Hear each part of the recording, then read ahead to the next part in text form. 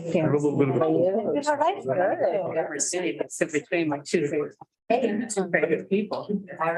You know, he's not gonna be at Mondays, right? Interesting. Ready?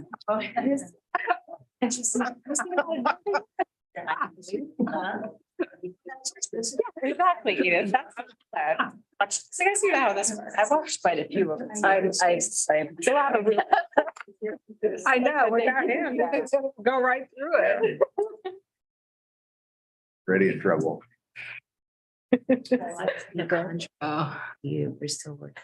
Okay. You with county children. Oh, he does. People actually thinking so long. Welcome, friends. We are waiting. We have members to arrive. Please take this opportunity to grab lunch in the back if you would like it. We will get started in just a moment. Okay, just talking.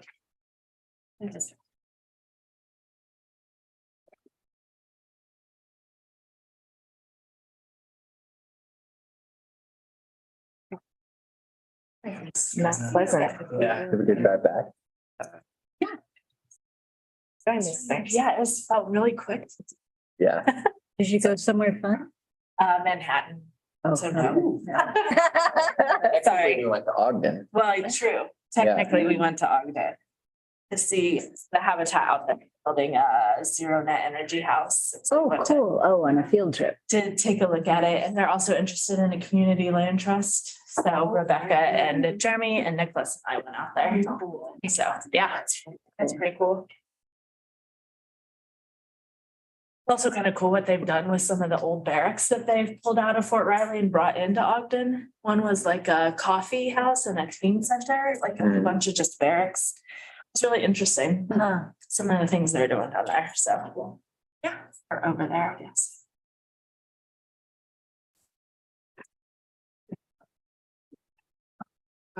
I know, I didn't know we were.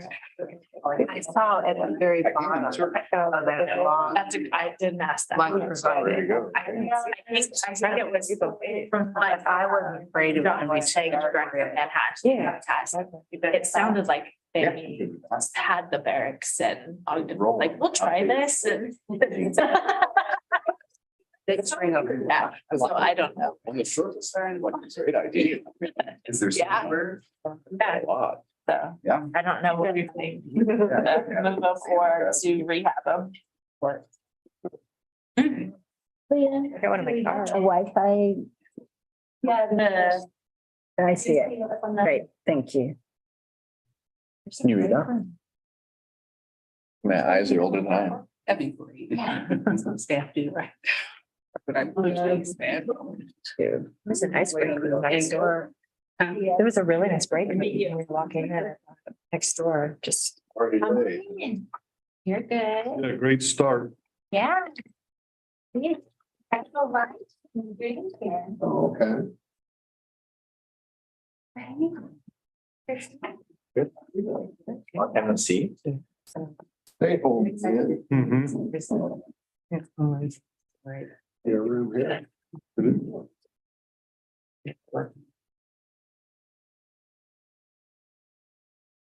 Yeah.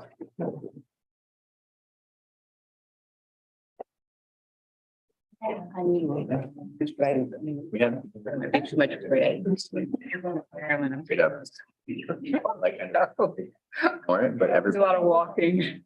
When you leave And May. in May, very nice. I'm like, I want to pay this off sooner just to like feel good about it, and it was cruising, yeah. Ready. And I know we've even created one, so how. I'm gonna take roll and we're gonna call the meeting to order. Then I'm really gonna turn it over to. Won't have to. Try to lead a meeting or retreat. So, I'm Tal. Shannon Reed. Oh, it's not Shannon anymore. Rebecca, no, it's not. I have an old list, and I don't know why. Anyway, so bear with me. Sarah Waters, Here, Christina Gentry, Present. Erica Zimmerman, Here. Dana Ortiz. Here. Shannon Oury is absent. Edith Guthrie. Here. Bill Englehart. Here. Karen Willie, Here. Nicholas Ward, Here. Grant Santee, Here. Mark Bueller. Here. Monty Sokup here. Did I miss anyone? Okay. So we'll call the meeting to order. I guess we do have, we are online for people that want to watch. So we are going to have comments and ask you to read our statement about public comment, and then we'll open up the floor for comment. Thank you, Mr. Chair. Good morning, everyone. I have a few housekeeping items for this meeting. The meeting is being recorded and broadcast on the city's YouTube channel and cable channel 25. For those of you on Zoom, please remember to mute yourself during the meeting when you're not speaking. The function for this public meeting is disabled. All facts will go directly to me. Unless you are participating during the meeting, please turn your video off. This allows the active meeting participants to be seen on screen. You will still be able to hear the meeting. When you are participating, please turn your video on. If you have any trouble, you can send me a chat.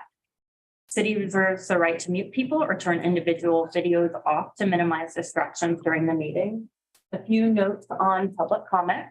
When the chair calls for public comment, individual attending, there's nobody attending in person. So I will skip that part. Individuals participating via Zoom should use the raise hand function to indicate they wish to speak.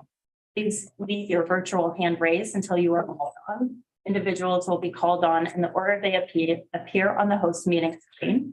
Please state your name before speaking. All comments will be limited to 3 minutes. Thank you, and I will turn the meeting back over to Mr. Jacob. Thank you, Leah. So at this point, we'll open it up for public comment. Anybody in the room?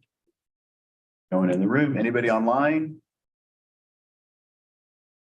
All right, so I see no public comment, so we will close the public comment portion of the meeting and move into item B, which is agenda items, introduction and icebreakers. And I think, Christina, are you taking that or are you, Leah?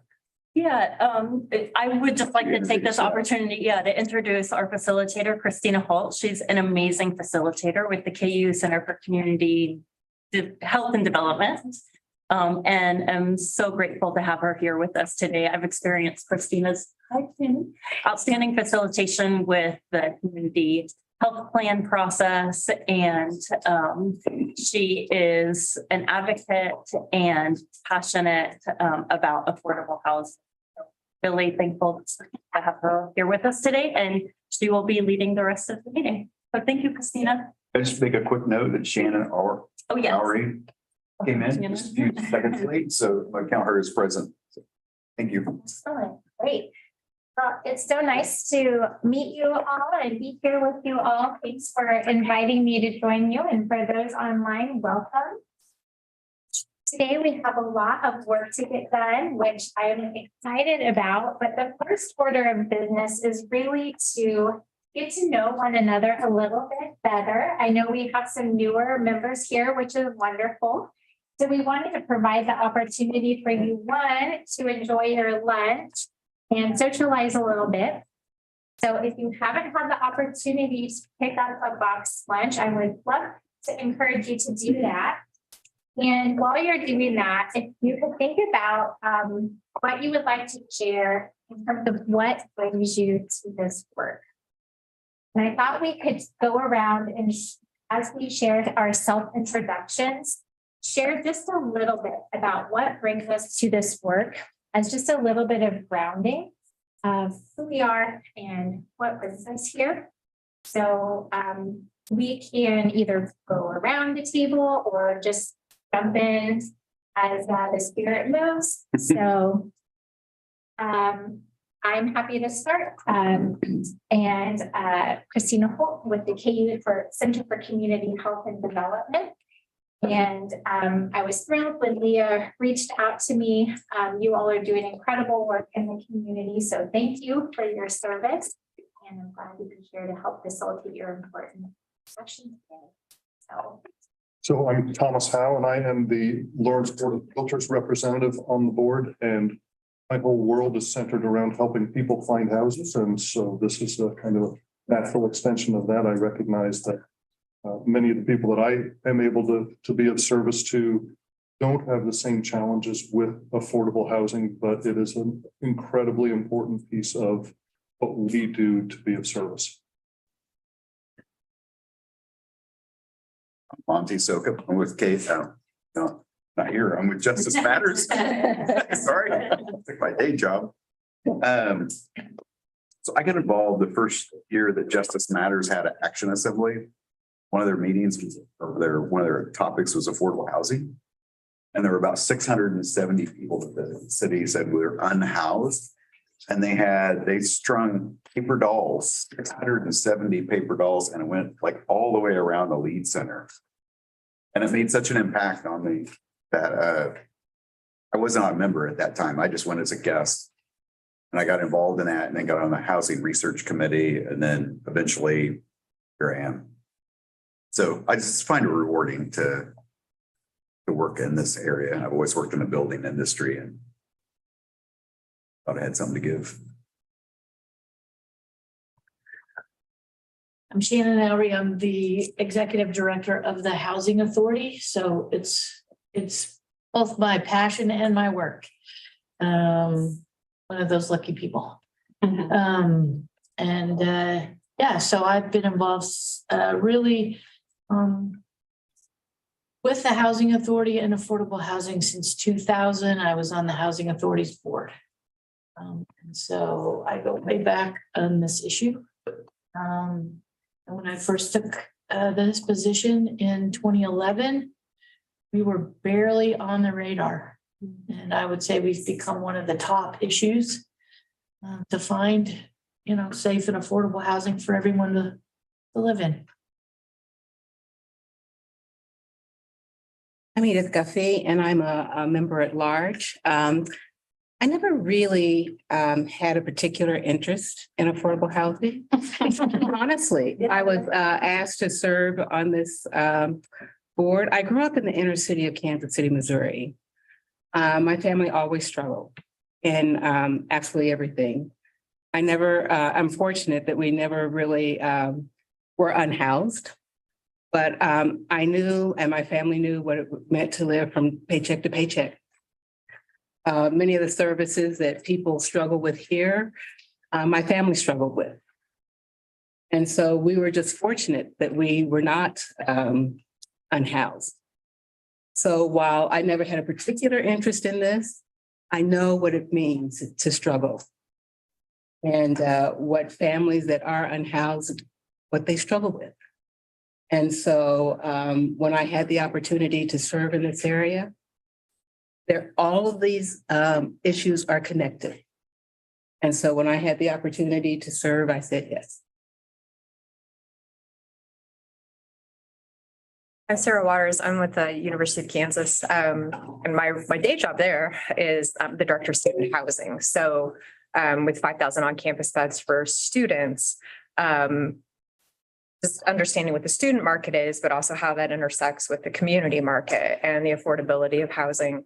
And so being also able to advocate for all the different staff members at the university who need affordable housing in order to live locally is also an important part of what I've seen as I've been on this board now for just 5 years, I believe. I also have kids in the public schools in Lawrence, right? And their teachers and all the different pieces of them being able to live locally is really an important aspect, I think, of the work that we're doing. So. Trent Santee, I'm the Lawrence Home Builders Association representative. I was born and raised here in Lawrence. I know a family that built houses. I built houses. The opportunity to serve through the Home Builders Association, and I jumped at it because Lawrence is something I'm very passionate about. I think we can all agree that wealth inequality in our country is at all-time high, or whatever you want to call it. And I felt like I could help. We need houses, so help. Karen Willie, I'm a Warwick County Commissioner. As far as housing, I started off building houses with my husband, kind of affordable housing, workforce housing in Baldwin City. Also served as president of a nonprofit board, the only housing nonprofit centered in Baldwin City, mostly seniors, but not entirely seniors. We have a renovation project going on with ARPA funds, so we're all in some similarities here with that. Real interest in supportive housing, especially seniors, just that that's where my heart is, but recognize the whole spectrum of housing that's needed. In my other day job, I am a grant writer and nonprofit supporter for housing nonprofits in urban Kansas. Dana Ortiz, and I'm representing Family Promise of Lawrence here on this board.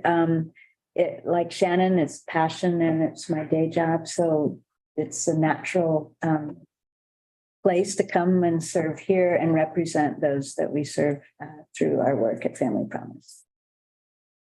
Next, Christina Gentry. I sit on this board now, I think a little over 2 years. Gosh, COVID escapes me at that time, but my position is as person who has received or is receiving Section 8 or affordable housing. It's such a hefty title. I hope to take that title because I can't carry all that as I introduce myself every time. But I'm a person who has received housing assistance, and my family has had houseless. We have been a family who have struggled with houselessness. I was called to serve because of Dana Ortiz and me being a graduate of Family Promise. There was an empty and available seat. So I think my stewardship here, my leadership here is serving in that capacity to kind of continue to bring forth some communities, voices, narratives, my experience, and hopefully look for restorative justice practices and affordable housing opportunities for our community. I'm Mark Bueller. I'm new to this board. Thanks for having me. I grew up in Lawrence and went to Pinckney School. My entire professional life, I've worked here as a lender, mortgage lender in the 70s. I then moved to real estate as a real estate broker. We did development. And I'm in the insurance business today. During all that 40 some years of whatever I did, I served 15 years on the planning commission and the county commission and in the state senate. So I have been a part of policy making at several levels, and feel like I was checking through my jargon knowledge here, and I'm 6 out of 10 on all the acronyms. Acronyms drive me crazy. I hope I can get over that because the world's not getting any fewer of them. LOL. Yeah, that one too. And anyway, I'm honored to be here. I want more places. Having been in those industries, as charity starts at home, so does life, and everybody goes to some home every day, whether it's a good one or a bad one. And without the stability of housing, I have no idea how people get it done. So care about Lawrence, I'm not leaving, and I'm here to help. My name is Erica Zimmerman. I'm the executive director for Lawrence Habitat for Humanity. What brought me to this work was just wanting to make a difference in my community. What's kept me in this work is the impact that I see.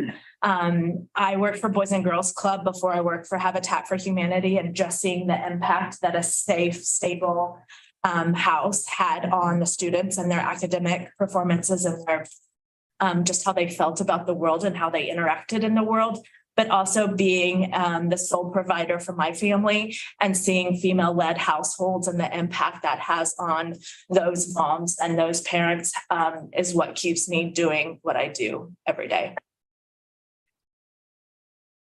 My name's Phil Engelhardt. I'm a new at-large member. My wife and I retired up here 4 or so years ago. I taught up at the university in the urban planning program for a dozen years. I've done a whole bunch of stuff, most of it irrelevant, but I have in the last decade or so been involved in renovating affordable housing in Wyandotte County, Leavenworth County. I was hoping to do that here, but the market's so damn high that I couldn't get, my model wouldn't work for what was trying to do here. But I was hoping, I've been in public service my whole life. I feel pretty strongly about it, and I'm hoping to, maybe add something here, maybe.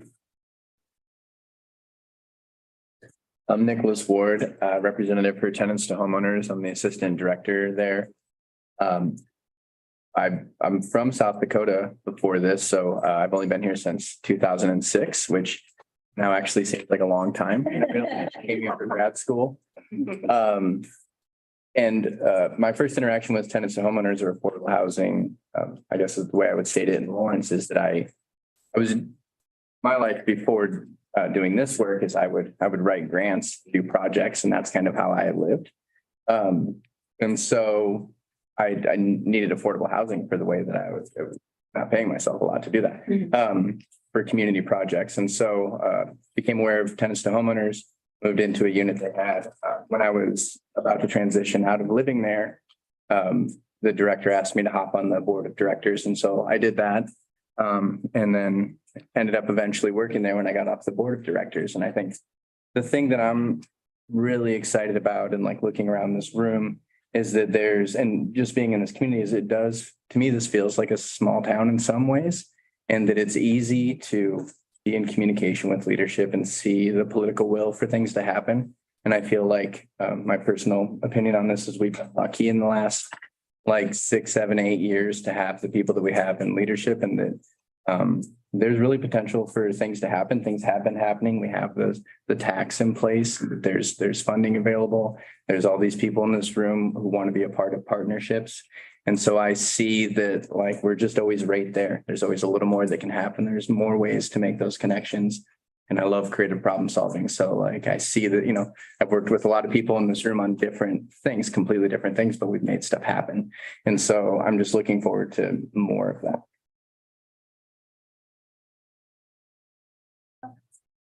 Hi, friends, I'm Leah Roseland, the Affordable Housing Administrator. My background, so I guess I should say I enter with my passion for affordable housing, both professionally and personally. As a kid growing up, my family relied on public housing. My background is in nonprofit administration and doing collective impact work. And in every social service agency I've worked at, affordable housing really has been the foundation of stability and success, whether that's, working with domestic violence survivors who often stay in violent situations and their children are growing up with so much trauma because they can't leave the home because there's no affordable housing. That was my situation as a kid. To, working in a humane society, seeing how many pets are brought in because the owners aren't able to have stable, affordable housing, to, as the director of the Santa Cruz AIDS Project, saw the direct impact on health and affordable housing and the disparities in health outcomes that our clients would face depending on if they had stable, affordable housing versus those who are living on the street and experiencing houselessness. There's just no way to, maintain good health when you can't even keep your medications refrigerated. And I lived in California for about 16 years and moved back because of the lack of affordable housing, and saw really firsthand when I was living in Santa Cruz, just the disparities that people were experiencing and the change that was happening in that community as housing grew more and more expensive, and we're pushing the local workforce out. And that is not the kind of community I want to live in Lawrence. I want to live in an inclusive, welcoming community where the people that make this community function and offer all the amazing services that we all love can actually afford to live here and take advantage of our community as well. So I'm stoked to be here, and it's awesome seeing many of you in person for the first time. Starting this job, so thank you for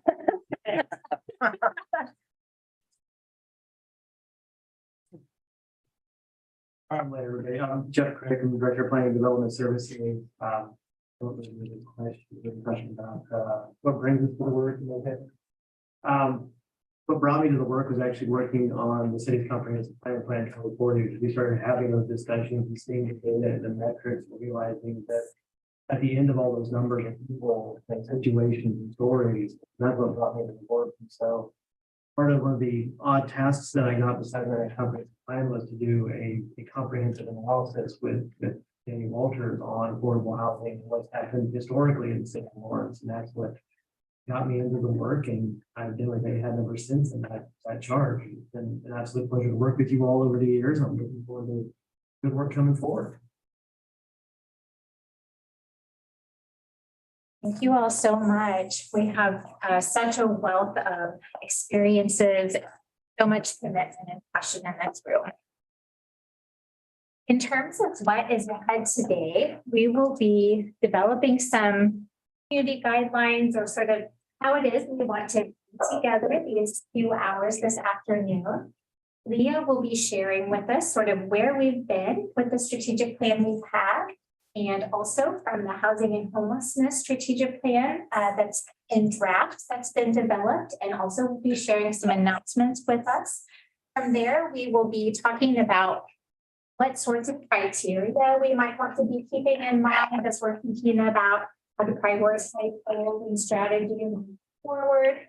And then from there, we will be doing some work together around prioritizing the goals and the strategies that this group really wants to embrace for the coming 5 years. We will adjourn by 4 o'clock, and we will be sure and give you a break in the middle. That being said, you're all adults, please feel free to make yourself comfortable as you need to. So we're going to take a few minutes now to work on our kind of collective guidelines for how we want to be together in community this afternoon. Please feel free to continue eating. And then from there, we'll hear from Leah a little bit.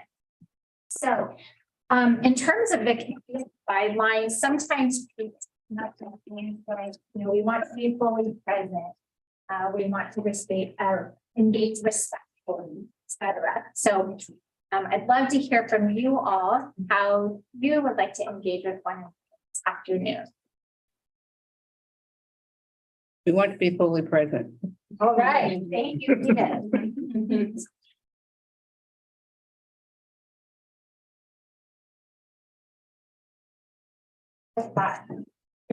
I would like, I know that there's some very vocal, very strong speakers, and sometimes that kind of can, those speakers can also speak very vocally oftentimes. I would like for there to be an opportunity where there's pauses in between where some of maybe the meeker speakers can come and contribute.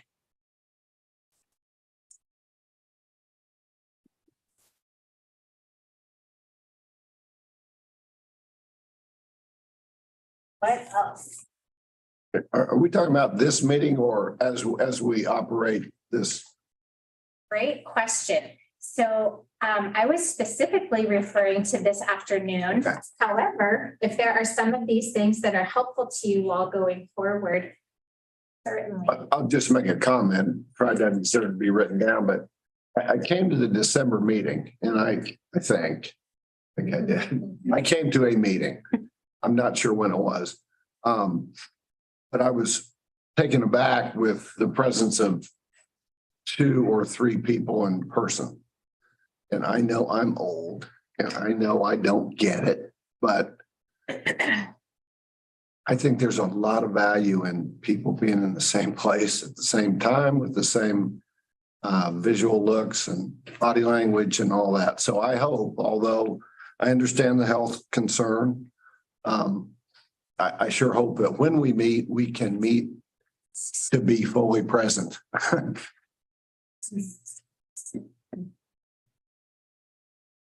you.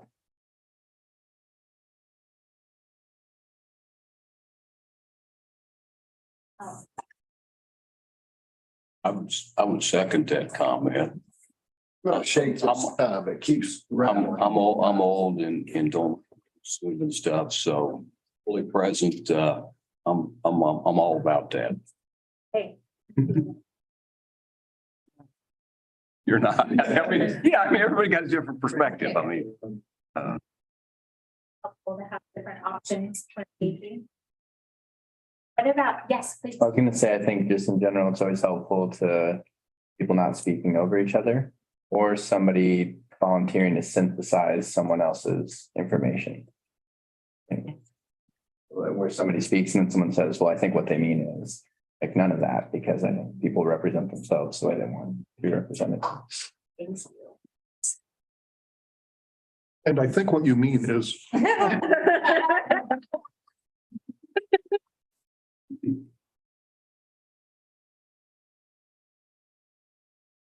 and many of those things do boil down to one of the things that you initially said, which is be respectful.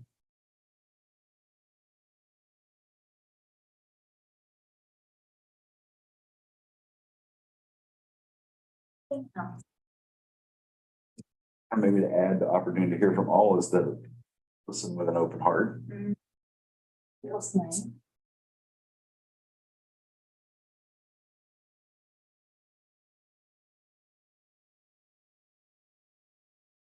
I was also thinking that there's folks that are probably more content experts than others at the table. And so I think sometimes it's hard for the others to feel like they can talk, but you're here for your voice to be heard. So it's okay to say something and I'm the master of it. You all know that. I just kind of start talking sometimes and don't make a lot of sense and try to bring it back. But just to get out there what you're thinking so that it can contribute to the conversation. Because it's important to get those thoughts out there so people can build on them and understand where you're coming from so that we can get unified, especially on the goals and strategies.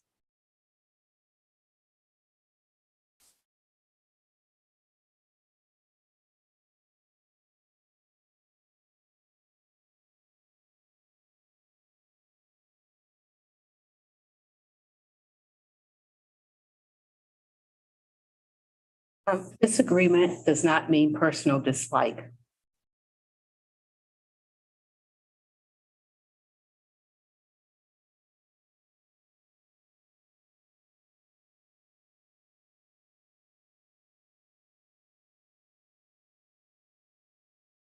Like for us to be creative. Not just stay with old answers, but be willing to look at and embrace new answers if they might be their options.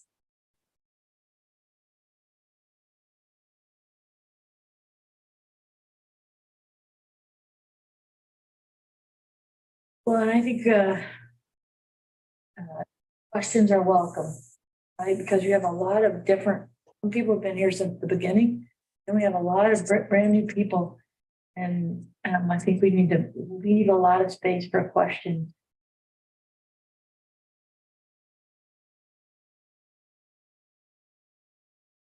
And some of us who have been here longer also have lots of questions.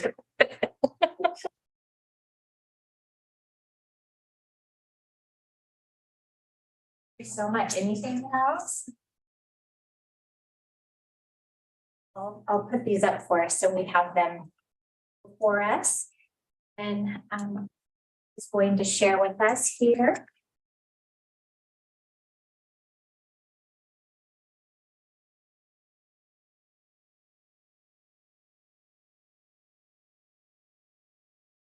Right.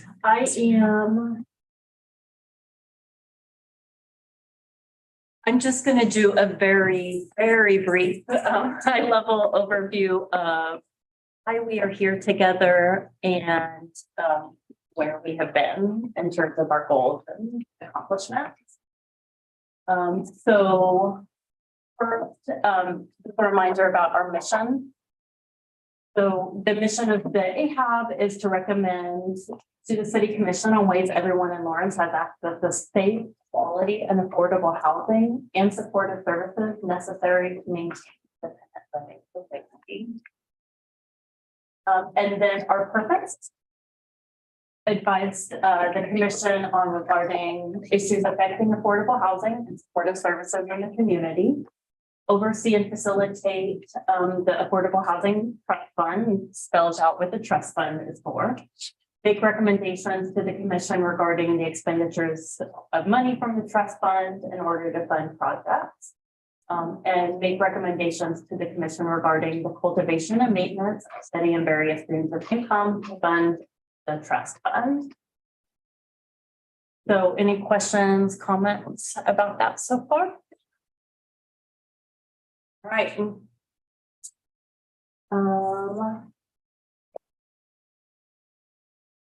In terms of our 5-year goals, so this is the last year of the initial AHAB 5-year goals, and then he's going to review what those goals were and the progress that we've made so far. So goal, and we've done really well for the most part. It's really freaking exciting, actually. So goal 1, narrow the rental gap for non-student renters with an output of creating 100 newly affordable rental units total in 5 years. Well, we have supported 547 new rental units funded through housing trust funds. So way exceeded our goal and so proud of that. With 57 units completed to date. And I want to note that this does include 2023 funding, and our last round was significant in helping us reach cash flow. So can I ask a clarification? Yeah. 547 rental units have been funded, 57 units. Are those two different things? Yeah, so I kind of read that we've done 10% of what we thought we'd do, and that's wrong, right? 547 have been funded, but they haven't all been built. That's what I'm asking. Of that, So we 7 of we put in place an engine that helps 547 units be built, of which 57 have been done. are completed, yeah. So we're 10% good. I mean, Yeah, but the others are funded and are currently being built. That's the piece. So yes, I know. I think the answer to that is yes, but Our goal stopped right here. Yeah, so I think our last round is about half of, I don't have the number in front of me, but it's about half of those. So we're just funded in 2023. Okay, but If we didn't fund another project, yeah, if the world stopped. 547 would be built. We will have funded 547, and those should be built, assuming the contractors fulfill their contracts. And what's a logical expectation of when that 547 would go to zero? In other words, we'd be done. They'd all be built. What we've funded to date. So Sometime they expected. in other words, if when it is. that was, The you completion. know, we declared victory and now we're just watching the progress. When would we have 547 units in Years. 2 years, yeah. 2 to 3 years. We have, there's a bunch of projects that were tax credit projects that we funded with 2023 funds Okay, that got tax credits that are in the process to be developed. and how long do you A think? couple of years usually. 2, okay, Yeah. 2 to 3, Yeah. okay. Thank you, that helps me understand. I have a question on that as well. Yeah. The 547 units do the non-student renters earning less than 25K, do they do all of those, are they eligible for all of those units or only a fraction of those 547? I would say a majority of the units, the tenants to homeowners, units will go up to 80% AMI, I believe. So all of the light tech projects will have met this goal, drilling down into the specific AMI for each project. And that's why we might want to consider rewording this goal to instead designate a percentage of AMI rather than a specific dollar amount. All the projects are funded or income qualified units. Yes, but they're at different levels. Different levels. Okay. Yeah. So in terms of The strategies that were identified initially that towards these goals. Consider passing a city source of income ordinance. So that was just done for Ray. It's like a little winter bell. Yeah. Encourage public-private partnerships with the land trust to leverage funding, produce more permanently affordable units. So this strategy is implemented, but it is ongoing. It's not a strategy that necessarily will end. Using housing trust funds to secure property where federal subsidies are set to expire. We have not done that to date, but is an excellent strategy. Do we have an idea of how many properties or which properties those might be? Has there been an inventory of that? Yes. Yeah, and that's something we do need to keep an eye on. Leah, this screen's, I know it. I don't. is it not gonna change? Because if it didn't, I'll move. It's a little psychotic. I know. It's drawing my eye as well. Sorry about that, Mark. Technical expertise. Yeah. To Oh, good. see if I have the skill still. Oh, I have one more question about 547, which is an amazing number. Had we not had this board and this plan and this tax in place, would those numbers be zero? It wouldn't be zero, but it would be Less. maybe in the dozens. Because previously, the only sources of city funding supporting affordable housing were CDBG and home funds. Okay. And LIHTC.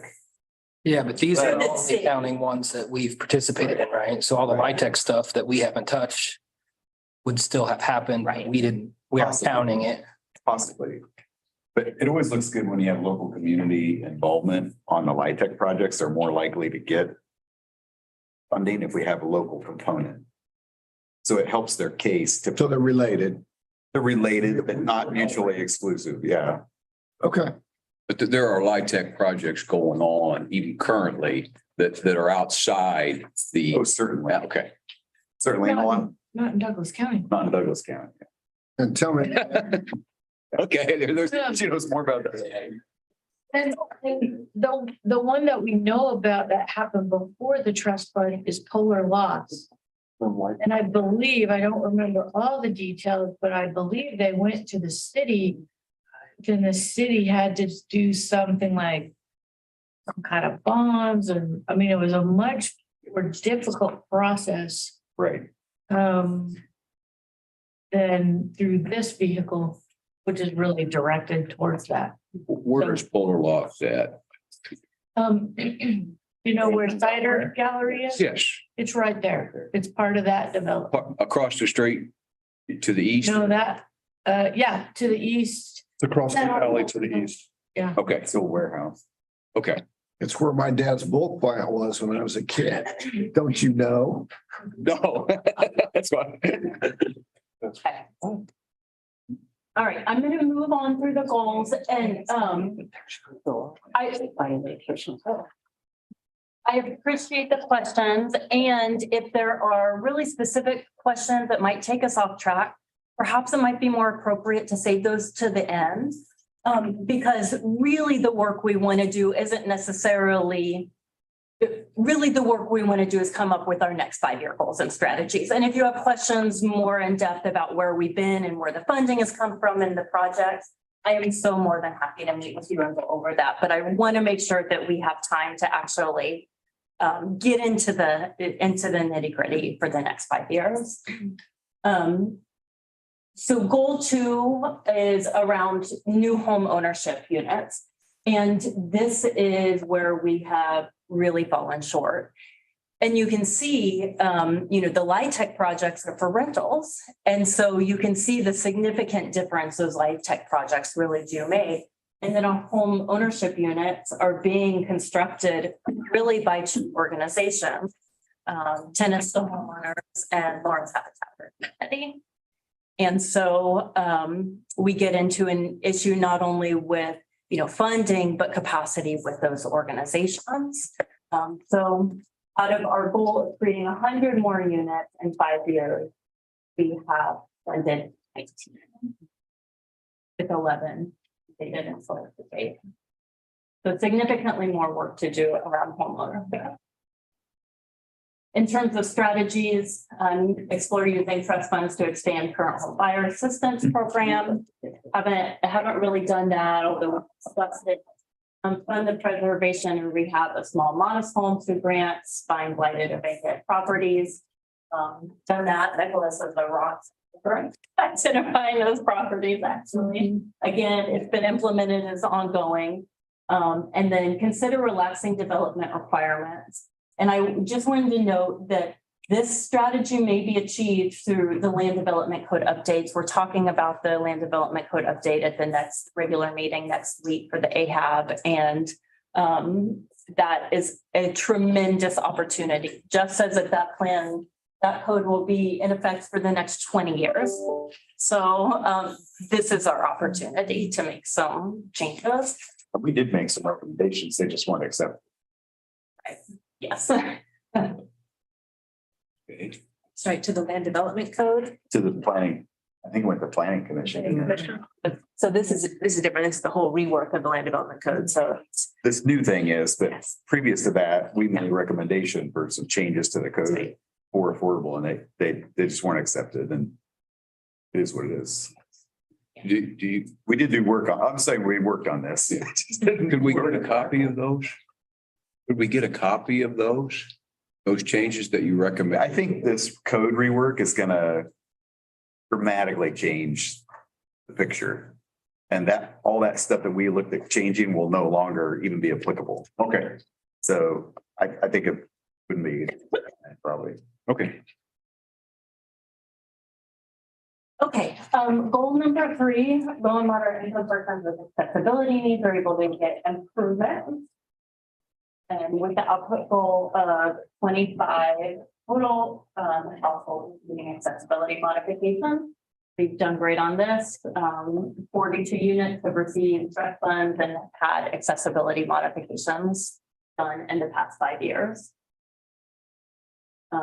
Strategies. So work with Independence Inc. They have a great program. Now also Senior Resource Center is a partner in doing this work.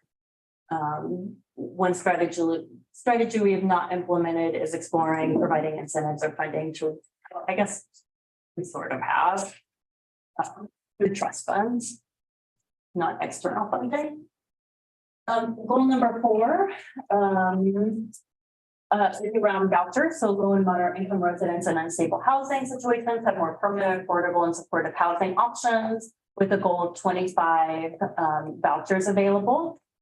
So the trust funds have supported 6 households with New Horizons vouchers, 12 households with Project Able vouchers, and 715 households have been provided rental assistance. So just one-time emergency rental assistance, which we've sort of included as voucher, but as a distinct, a voucher is sort of ongoing support, whereas the rental assistance is 1 month.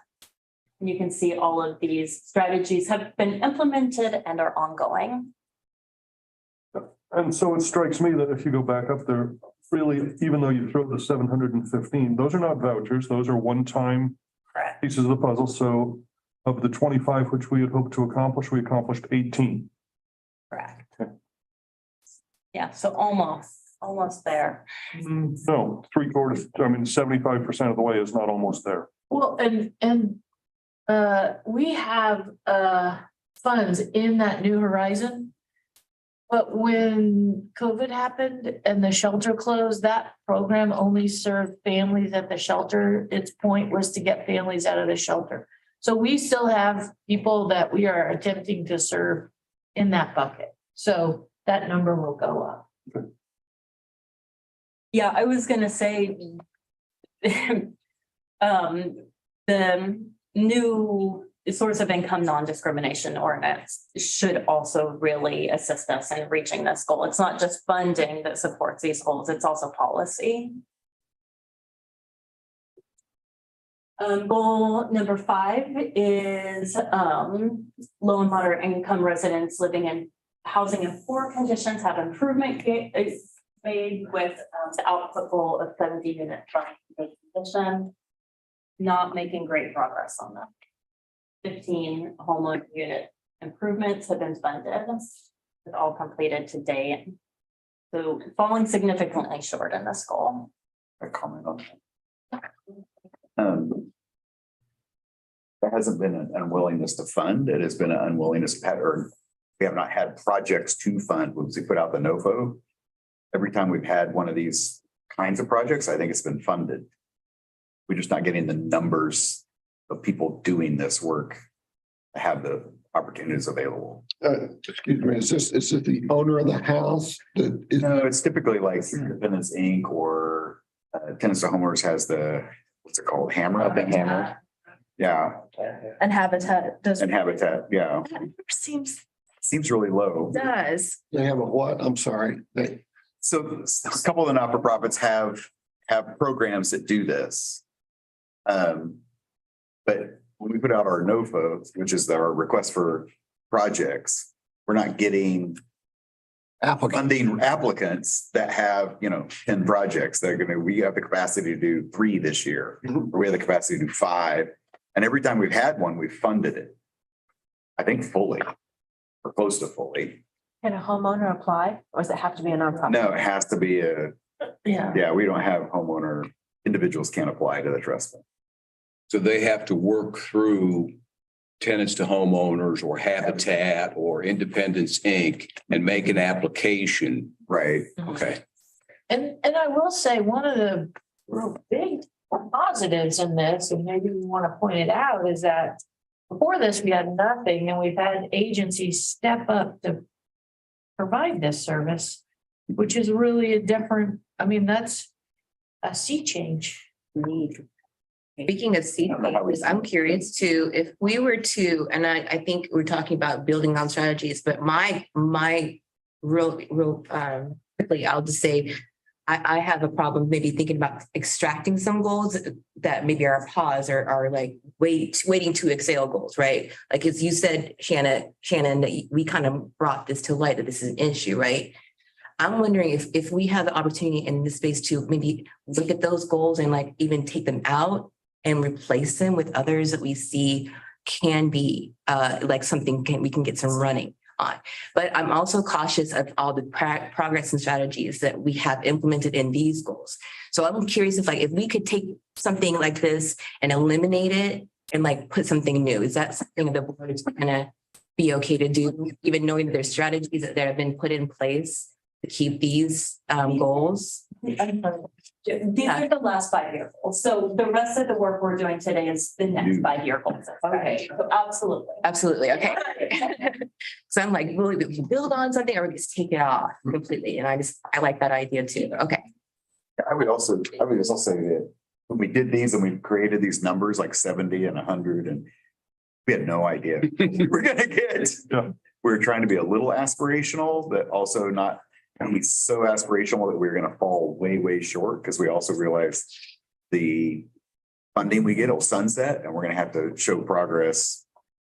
So there was a lot of trepidation when we created these numbers. We're hoping 5 years ago. Yeah. So Nicholas has been waiting to talk and I just want to note that the way that we achieved or arrived on those numbers was through the Lawrence Housing Market Analysis, and that consulting group recommended output goals based on the data surrounding community. And I was just gonna say, so this will comment on that, but also maybe help inform for the next 5-year round.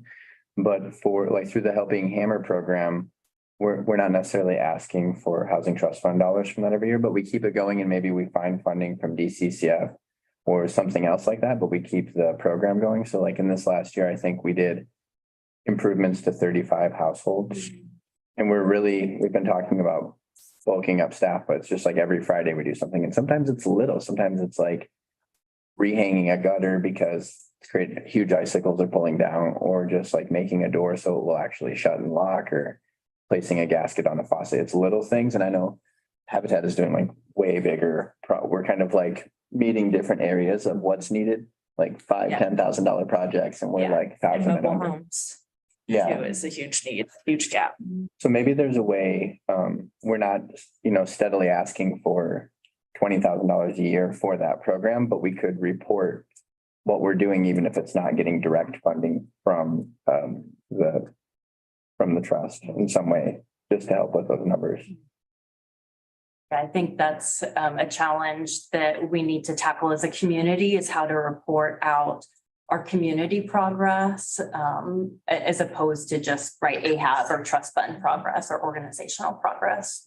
I think those are two different things. Right, right. Okay, moving along. So that, again, that's what we have done.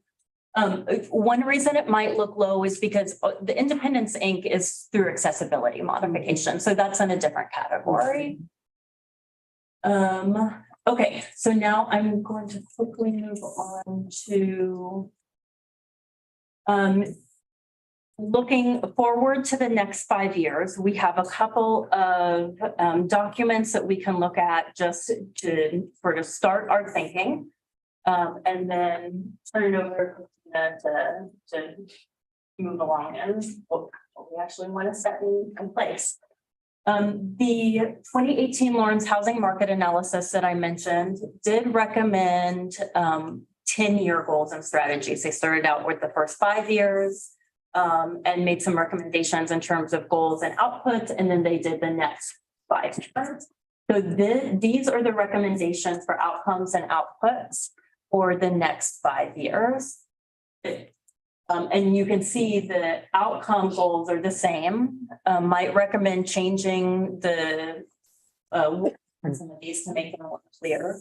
But to Christina's point, they can be replaced, eliminated, changed, etc. And these are the outputs that were recommended in that study.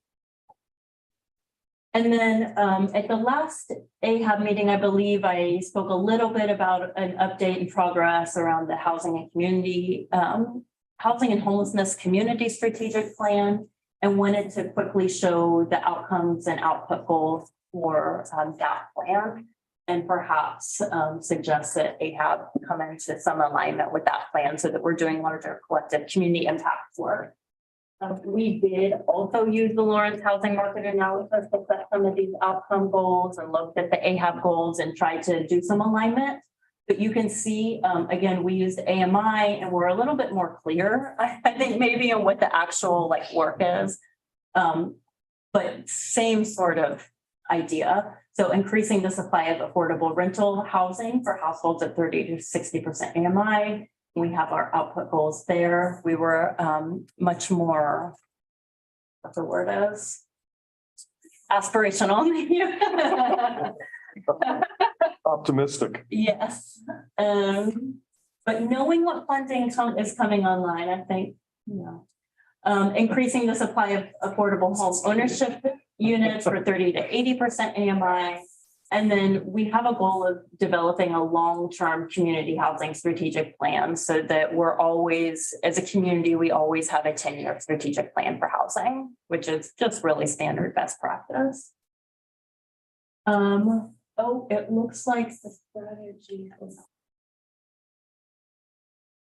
So, that's all right. Do you want me to pull up the strategies for the housing plan?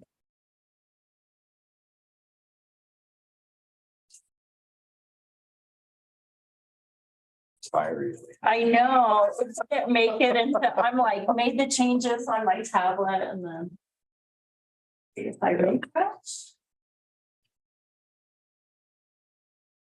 No, it's not talking to each other for some reason. Can you just share it? It's not discussion. Sure, yeah, okay. So I apologize that it's not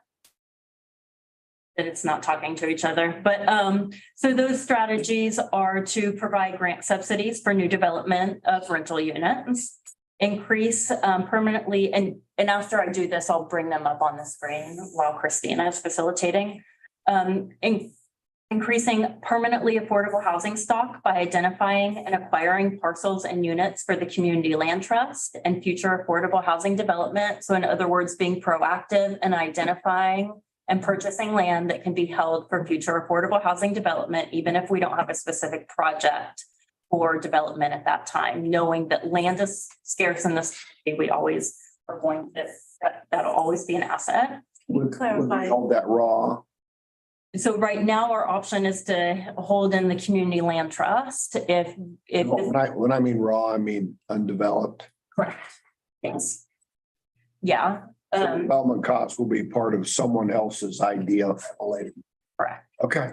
And is that for the city to own that land, purchase that land, or one of our partners?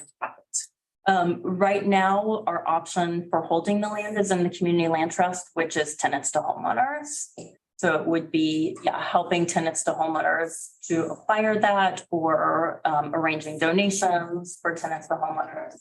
If the commission, if the AHAB was ever interested in recommending and the commission was interested in a community land bank, that's a way that the city could acquire and hold land for future affordable housing development. It could also be gifted to like Habitat, for instance, and then we would put it in the community land trust as well. That's another option. Thank you, Erica. We could even purchase it too. That same thing could be used. I know when one of our previous goals about this was utilizing faith communities, the same could be used for gifted homes to faith communities that could be put into the land trust. So there's lots of conversation going on right now along those lines. So once it goes into the land trust, is that the right term? Then it can't come out for a purpose other than Affordable housing. that. But it can't be held privately. Or could it be, as long as it's affordable housing? If a No, developer once came in and had a project that was gonna, I'm making stuff up here. I don't know this game yet. I will.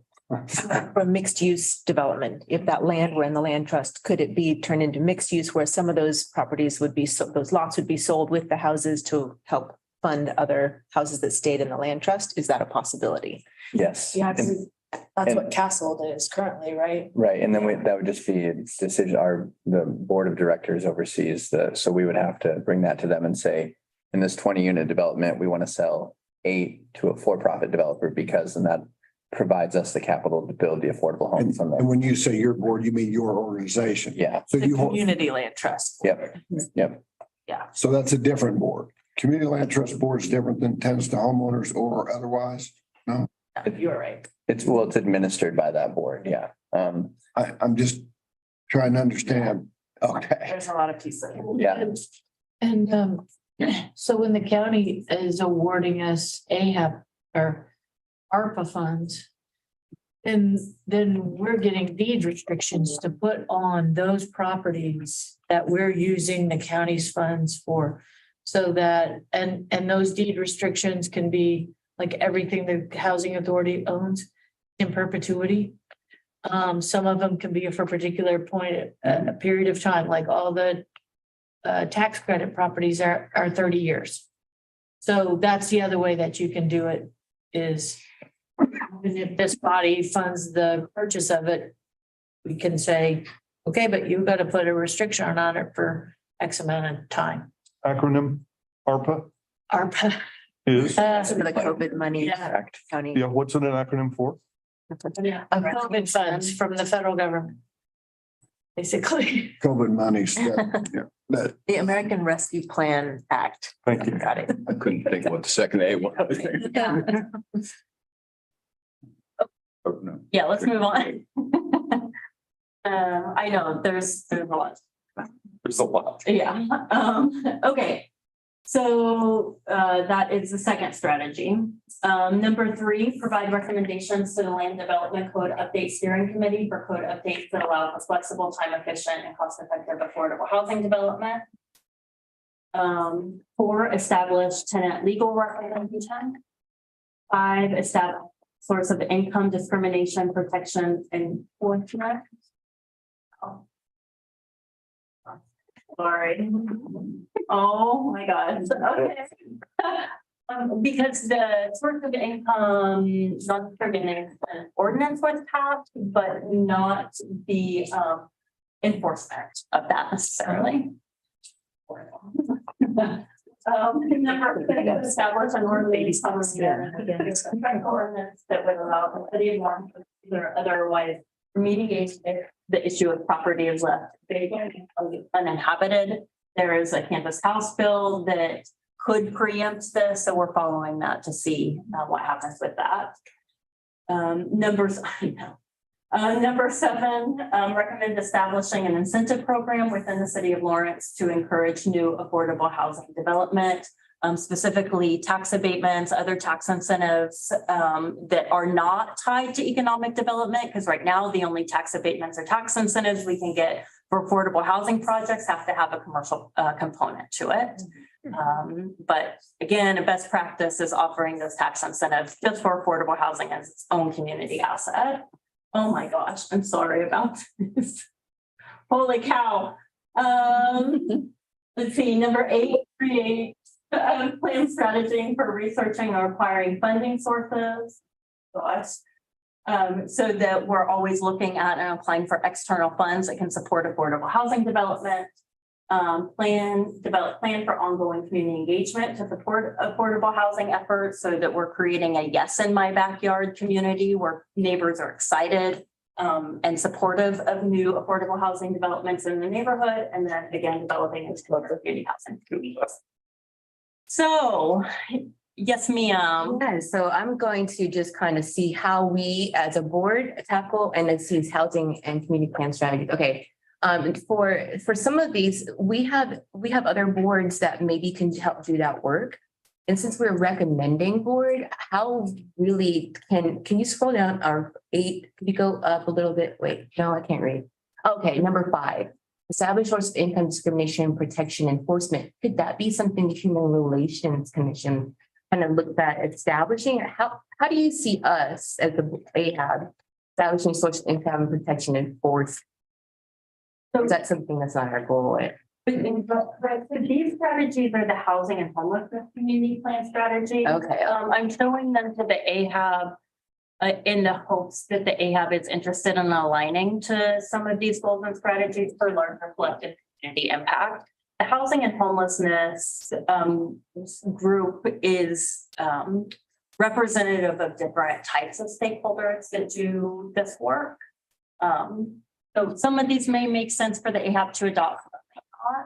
Okay, the connections piece, I get it. Thank you.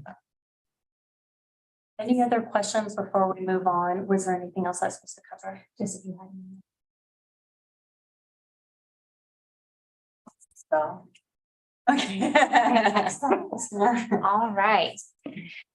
So hopefully this has set a bit of context in terms of where we've been, some of the work that's been going on in the community related to housing and homelessness. We haven't shown it to you right now, but I think Leah is going to pull up. We do have access to a housing toolkit that also has some potential strategies that can be used. And of course, you all have a lot of experience and you have ideas. You know what other communities have done in some cases. So really what we're at the point to do is to start thinking about what goals this group wants to keep or develop or going forward for the next 5 years. So we're going to start broad with the goals before we dive into strategies, which are a little bit more detailed about how we're going to kind of accomplish the goals. So the goals are just a bit more broader, more broad of a framing, sorry. So what I hope it's okay just as a starting point for us. What I have done, kind of on the left-hand side of the room here, is I put down the goals that were sort of from the plan that Leah showed, the 5 goals.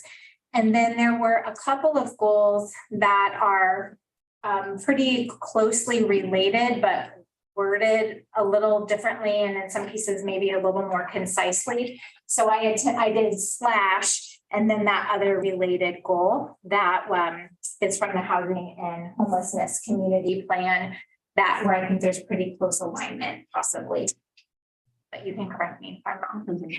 So what I thought might be helpful to do is, I do like sticky dots. So what we're going to do, if this works for you all, we'll pass these around. If each of you could take a sheet of the dots and review these goals and then think about one, what might be missing? Are there gaps in what is displayed here? Because we can add goals. Or we don't have to adopt all of these goals going forward. So what your sticky dots are for, and color doesn't really matter, but what your sticky dots are for you to vote. You can have up to 5 votes on these that are here. If new goals are written up there, you can also have a vote for those. If you want to place a dot that you support that one, just please don't put like lots of dots on one goal. Like you really like that goal, just put one dot. So, and then also we can also, tweak these and that sort of thing, but hopefully the gist of it is somewhat clear. If you have a new goal you'd like to nominate, if you know what that is now, you can share that and I can write it up now. Or if you'd like to think about it a little bit, you can come write it up yourself. You can either start a new sheet and put it up there, or you can add it to one of these others. So I'm going to give you all a few minutes to read these over, think about what gaps there might be, which ones you think should be carried forward, and to come place your sticky dots. Okay, any questions? Or So let me ask you this question. Yes. So I really support this to increase the supply of rental housing, but I no longer like $25,000 a year. I want to go with AMI. Okay, I agree. Where am I going to put my dots? That was absolutely my question as well. Perfect. Yeah. So what we can do right now, because I think I'm hearing some consensus in the room that might just be worth revising that. Excuse me, does it clarify that for me? Does AMI mean numbers get bigger? We can earn more money and still qualify? It's a percentage of area median income, and that number changes every year. HUD puts it out every year. It's 99.1 right now. Yeah. And 99,000. So 25,000, we don't specify, is that a household of one or a household of Right, six? right. Okay. I understand. AMI is by your household size, which are radically different. So. I'd like that codicil endorsement amendment, whatever. So I'm gonna let you all figure out what the exact, percentage would be and all of that, but you'll get the gist that it's going to be more around percentage of AMI and not a hard dollar amount. That's a great question. So in response to the question though, put your dot if you agree with the spirit of the goal, because we can refine the goal, or if you have an idea for how you want it to be refined, you can also like make a little note or write it on a sticky note and put the sticky note up here. Does that make sense? Is now the time to put some more possibilities up there? Yes. Okay. Please. I don't know the right words, but in the funding cycles that I've heard and in the gazillion conversations throughout the community, I hear something that we're kind of missing, and Sarah and I had this conversation when we were on with Monty looking at revising our funding application. I feel like we're missing is some sort of additional incentivizing, creative thinking outside of the box of how to make affordable housing for folks like, who do this for a living, some kind of additional, and I don't know the words, but if we could figure out a way to really not just have people apply once a year, that we can be more creative than that. I am fully confident we can. But I don't know the right words for that, but that's a gap that I feel like we've had. We're not marketing ourselves. We're not pushing opportunities. The thought of affordable housing is more in people's minds right now, but we're not the leaders in that. Have we identified the gaps for why people are not pursuing building affordable Well, housing? that's a good question to hear from people who could do that. Have there been people that have asked for it and we've said no? Historically. Yeah, we have Yeah. more applications requesting funding than we can fund Are they, right now. They're not always great. are they illegitimate? Are they, That, I don't think they're illegitimate. I think part of it is at times they haven't understood, they're not entities that would normally go forth like all these nonprofits and apply for grant funding. So the whole rigmarole of how you go about that process has seemed foreign. Right. And it's been more of a like, we're willing to do this, we want to do this, let's just do it. From my perspective, that's kind of how I received it. And so there's something in there where it's like meeting in the middle, maybe somehow. We've talked about in conversations like other places that have preempted inclusionary zoning, Texas as a state, but then Austin has got around it by offering really robust incentive packages. So it's using the carrot instead of the stick. Yeah. And then saying, so for like Trent, for example, it's like, what do you need in terms of decreased setbacks and increased height and whatever else to say in a development of 60 homes, I'll just give you 8 lots for affordable housing. Like, what would that actually require for that to pencil out? And I think the other thing is that it actually has to pencil out, right? Like before I was on AHAB, I heard that there was some surprise when for-profit developers came to the table and said, well, yeah, we need that same funding, but we need like an additional 15% on top of that because we're for-profit developers and this is how we make our money. And so it's like we have to expect that too when we're hiring, even as a not-for-profit, when we're hiring contractors, we're going to have to pay that difference if we're not doing it in-house. And so that's just like some of the thinking I've had on that. But I don't know if Jeff, what we can offer in terms of incentives that don't get us in trouble in other ways. Right. Ask a clarifying question. So it sounds to me like we're actually discussing a strategy, not a goal. Yeah. And so I just want to clarify, are you suggesting like workforce housing or a goal around supporting for-profit developers? Or are you talking about a different kind of strategy to help meet? I think we could do some sort of focus goal to encourage more creative thinking in affordable housing development builds, not just 1 or 2 off houses. And I don't know the strategies to get from the there. private sector. Yes. Something like incorporate affordable housing in new development. Yeah, something like that. So it's natural. So It's natural. It's not, I'm going to do. Strategies, about 10 strategies behind that, but that's.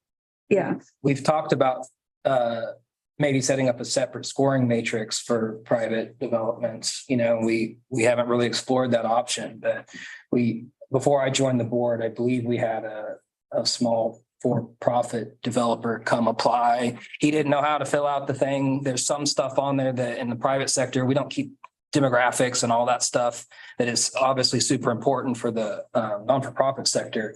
But absolutely, we have to figure out how to get the private sector as our ally, because I personally feel like we're not allied with the private sector at all. And we're actually butting heads. We're competing in a market that has very little inventory, but very little opportunity for us to work together. And I think that it is a strategy, and I do think it's on the board. So I think we got a lot to talk about. So I don't think I've done a very good job operationalizing kind of the working definitions for goal and strategy. So with goal, I think if we can keep in mind, like, what is our end in mind? What outcome type of thing are we trying to improve? Let's go a big picture. It's big. Like we want 2,000 units, not 1,500. No. So like the strategy is how we would go about getting there. So I actually think this discussion we're having is great, I think the overall, if I'm understanding what's being proposed, which is a question, but if I am, I think it might be that we would overall increase the supply of housing that would be available in the community as affordable housing.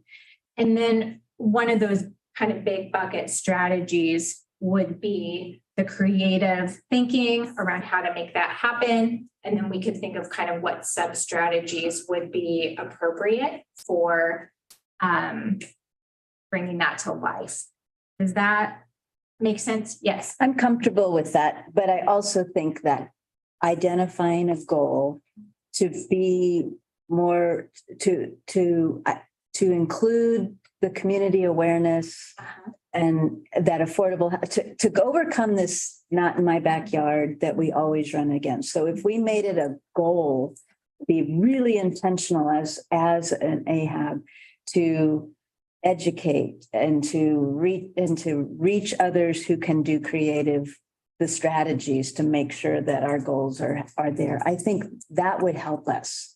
Both, it would help us when we have to vote again as a community for the sales tax. It would help us actually have awareness. It would help us, people cheering us on and thinking themselves creatively of what they could do with their land that grandma left them, all of that kind of thing. If we made a goal to increase that awareness, I think it would help us in the long run. Okay, so part of what you're talking about is really around building community awareness and support for affordable housing. Perhaps, and incentivizing the thinking and the development. I like I said in the beginning, I don't know the right words, but I feel like this is a missing gap. Yeah. We're aiming kind of for these goals in a bit of a vacuum, although awareness has increased over the last 5 years for sure. Could I just recommend that we put, if you have new suggestions for goals, that we put them up on the board and then we can discuss all of them Okay. together. Is that okay? Mhm.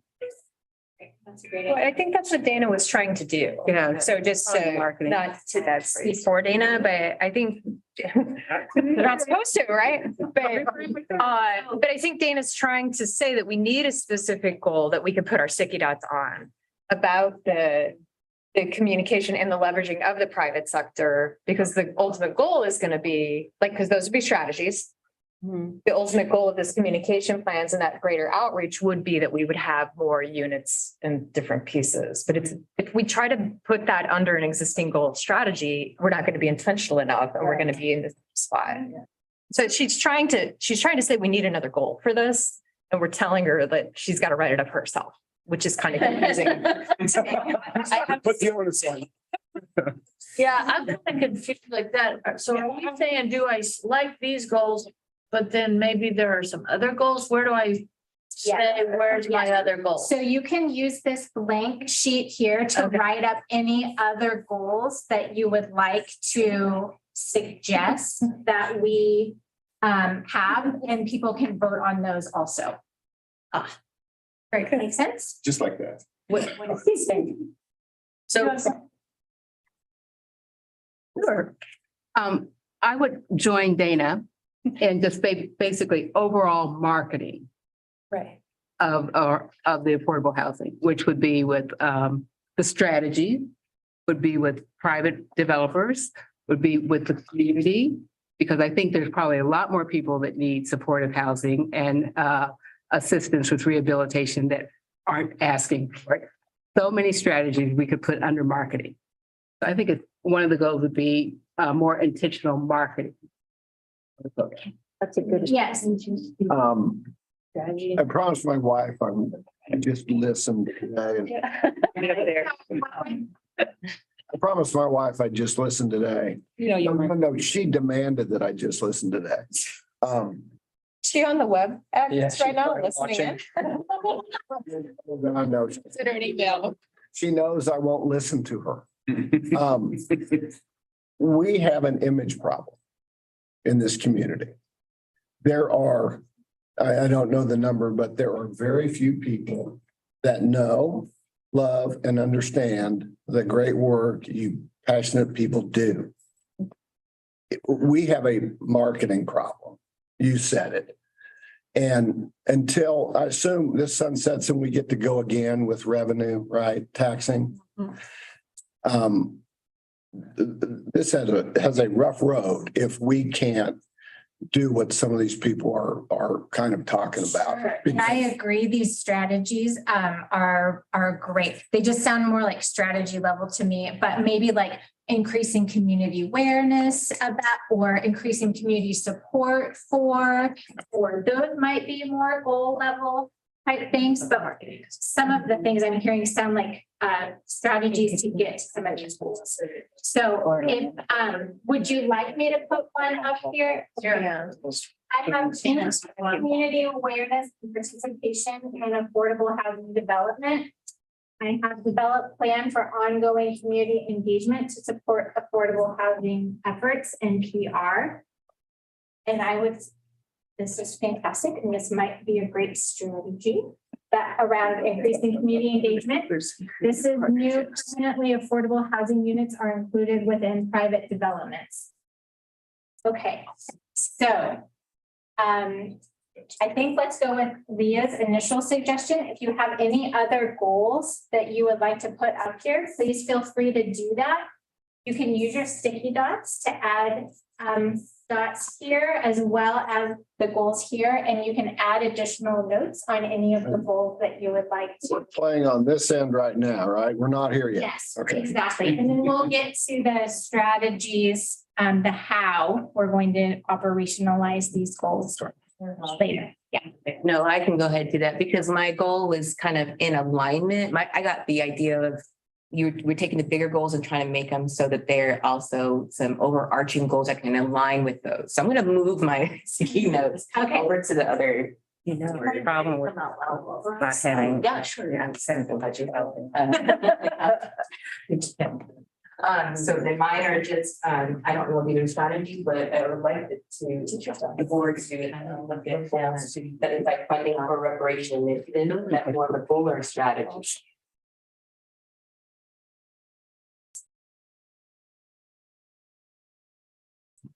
The markers. Let's put it together.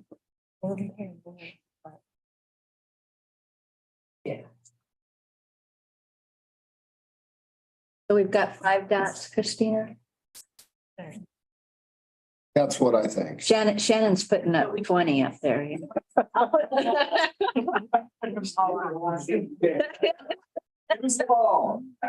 I know. Yeah, it has two. sticky notes. Single. For a single, easy. We're gonna say any of those goals are so good. I mean, not. But we took a new one. A 5 dot and then. And we can. You can use many if you want, don't use more than one dot. Yeah, we're still. Yeah, because I didn't think I'd seen that this week. Okay. But it's- I'll get you. Almost 20-year-old in college up in Nebraska. We do. And then I have a, Yeah. You know, it's over here, but I think I can do one more cup. I just asked her a 5 dot limit. She said. oh, okay, No. you got it. No, Okay. just. Lawrence, Bill. You talked about going into buy our way out of ever afford to buy our way out of this. We don't get partnerships. Yeah, and it's not just a strategy, like, and by the way, let's talk nice to developers. If we're not intentional about that. Right, it doesn't happen. It's just about. Just so that's how you tell me real eyes. Here's a strategy that goes against. Oh, okay, yeah, I was getting in. I like it. Okay, please don't. Yeah, I've got a bunch of stuff. Stickers. All right. Sticky. I'm not just grab. There's a little bit of tape, right? Can I have one of these sticky notes? Yeah, they don't. That's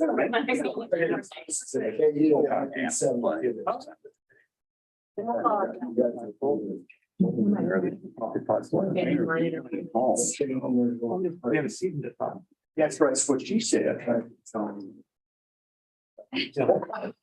They were there a decade earlier. It is, oh, yeah. But they were still doing it that way. Okay. Yeah. And he did some of the inspections, and the guy that he tried to get mine. But it's hard time on that, you know, I mean.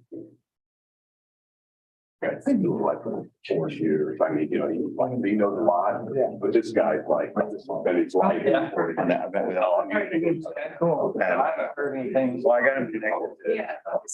Yeah. But they have to apply. Oh, okay. Yeah. Okay. We're Not having some evil. Someone's probably gonna. Correct. The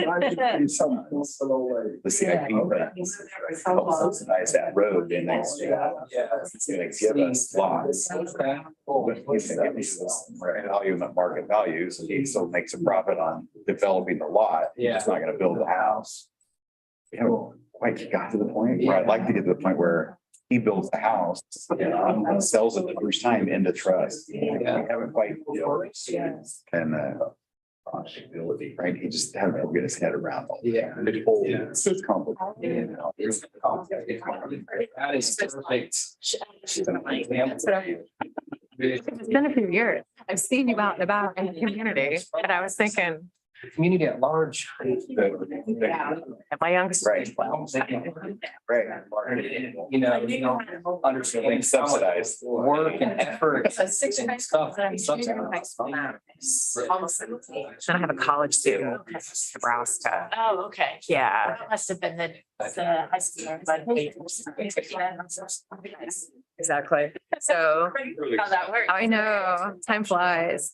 My expectation. It is. There's 3 years between number 1 and number 2, but then there's 5 between number 2 and number 3. So, yeah, he was a project. It took a while to get the number 3. Yeah. He's right. Where's he go to school? Billy Mills. Yeah. The Doom Broken Arrow. That's where he went. I'm surprised by that, actually. Yeah, I've got to make a middle school somewhere. Yeah. The only place they can do it. Yeah. But that's what they're. So much. Right. Isn't Central dipping? Well, Central's gonna close, but they've got to displace those kids somewhere. I agree. It's gonna cost a ton of money. But they just did the fire alarm at Broken Arrow last summer. Yeah. They did the fire alarm and the buildings. Yeah, they're- Know those buildings very well. Yeah. I just. That was the fourth. Yeah. But they're just getting walls to get that. Yeah.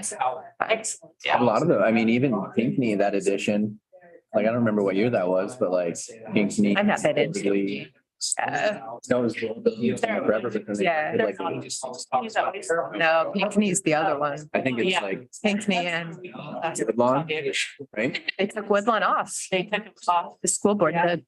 Just because of geographic location. you Yeah, think? they Like, don't want kids walking. no across grocery the store, bridge. no school, no, like, Well, the big piece was they didn't want kids walking across the bridge. But makes sense. Where the Pinckney kids gonna go. Whether it's. Pinckney kids. It's fun if they redraw the boundaries that way. Bridge that gap of how do we. My first thoughts was like, well, like if Pinckney would be a great like housing scenario, like I was like, oh my God, I want my kid to be able to walk to school. And then I was like, that would be a great place for. I know, I told Rebecca when they started talking Yeah. about closing. CBD, I It'd was be like, interesting to see what happens, just go there, something profitable comes out of reducing that. Oh, I don't think it'd be profitable. No, I mean profitable in terms of for the community. I don't mean profitable in terms of. But the city owns that land, so I think that's so very interesting. So I think when they do close, something. Preliminary. I didn't know that. The district doesn't own it, the city does? Yeah. learned that the other day in a parent meeting. Is it a part of the park? Like, is it? I don't know, I have to look. Yeah. Sorry. The sign on the park says it was part of the original plan. Yeah. Okay, So it's probably has something to do with that. yeah. Definitely. $4 million on land.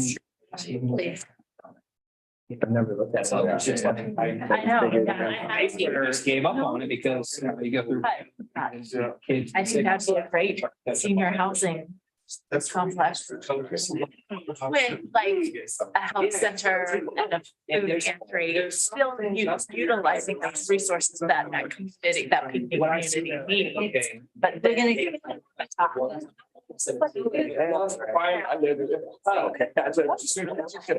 We all live with each other. Yeah. Florida. Fourth and right south of Fourth Street. I live in those little duplexes. He's across the street. The great ones? That's. Oh, you live in the, I know where you're talking. Yeah. Sure. When those were on the market, I thought very briefly about mine. And, you know, I live on the north side of Fourth Street. Yeah. And on the east side of the street. Okay. It was just an overrun. It's like gray and white. It's, yeah, we owned the duplex for many years. I'm retired. I can hold. You know, and couldn't, it had to be, you know, it had to be single floor. Yeah. And it had to be, Oh, yeah. you know, each file. Yeah. You know, and so, and it was like. Look. Yeah. Yeah. Well, we'll just have 400 feet on the bottom. Came back and forth. That's. Okay.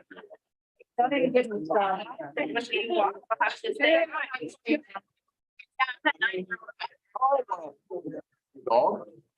I knew I was lost, but I could sleep in place like. Well, I walked several miles. So we came back. Because I had spring. But I didn't.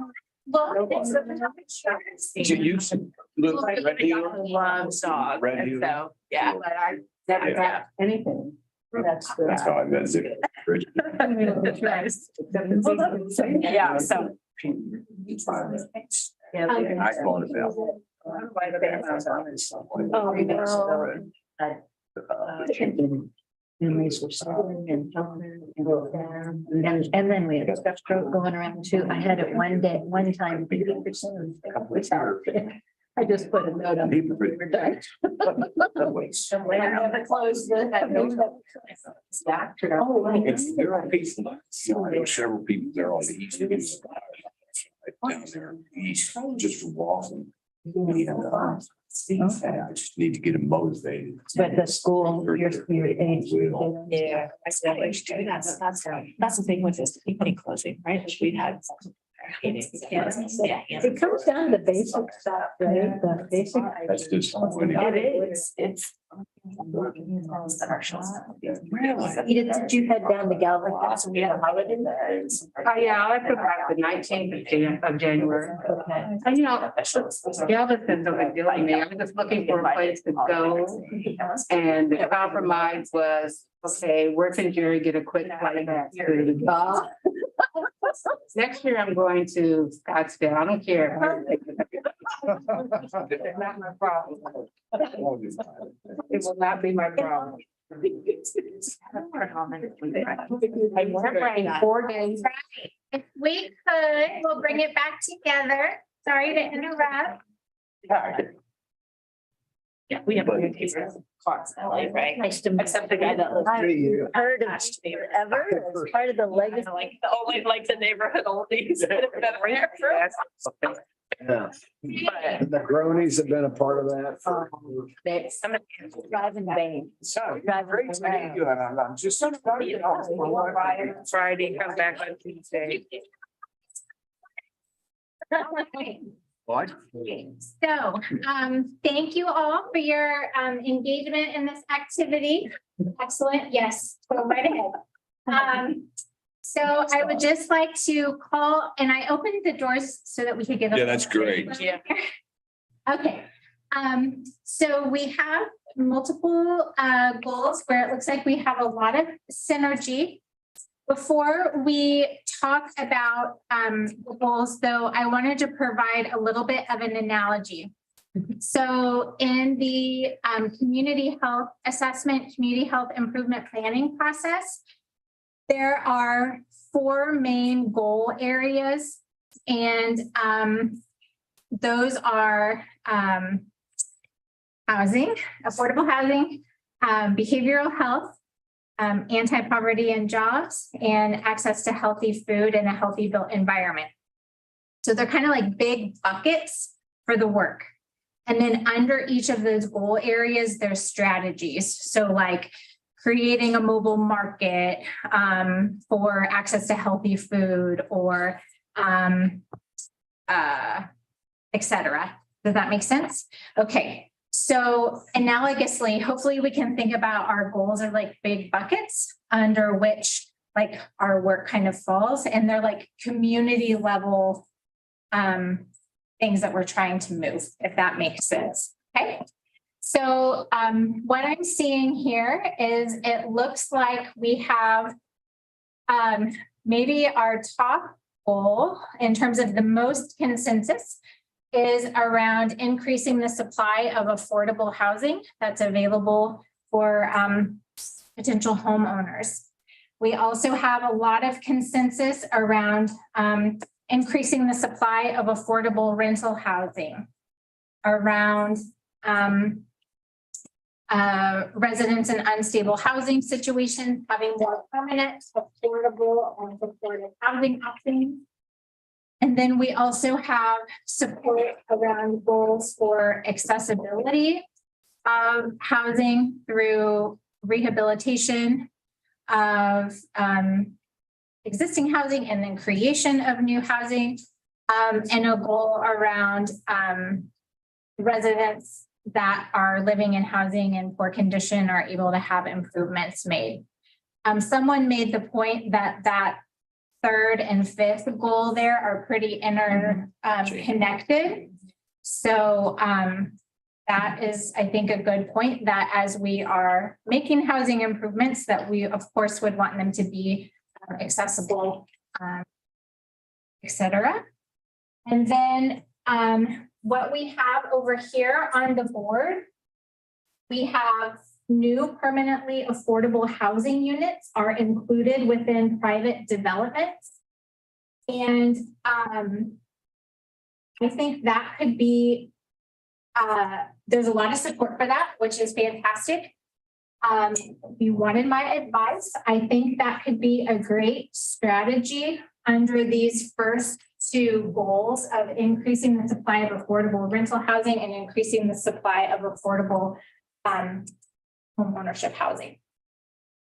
We also had goals around we also had things up here around a density bonus for development of affordable housing, around increasing community awareness and participation in affordable housing development, moving the marker for embedding racial equity in real estate development and AHAB work, generating alignment with private developers and creating partnerships to increase affordable development, AHAB being fully present in policy and land use issues and being a voice for housing equity, race, income, and ability/disability.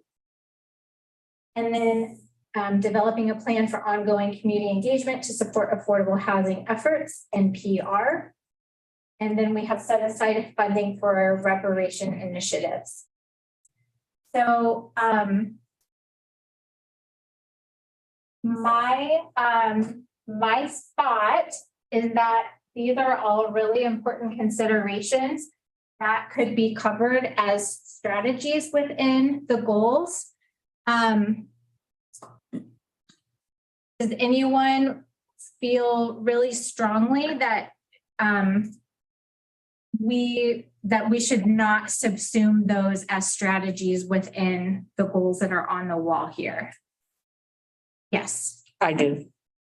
And which one are you advocating for, Edith? I'm advocating that there be a clear goal that says the whole idea, the marketing of this initiative be a separate goal.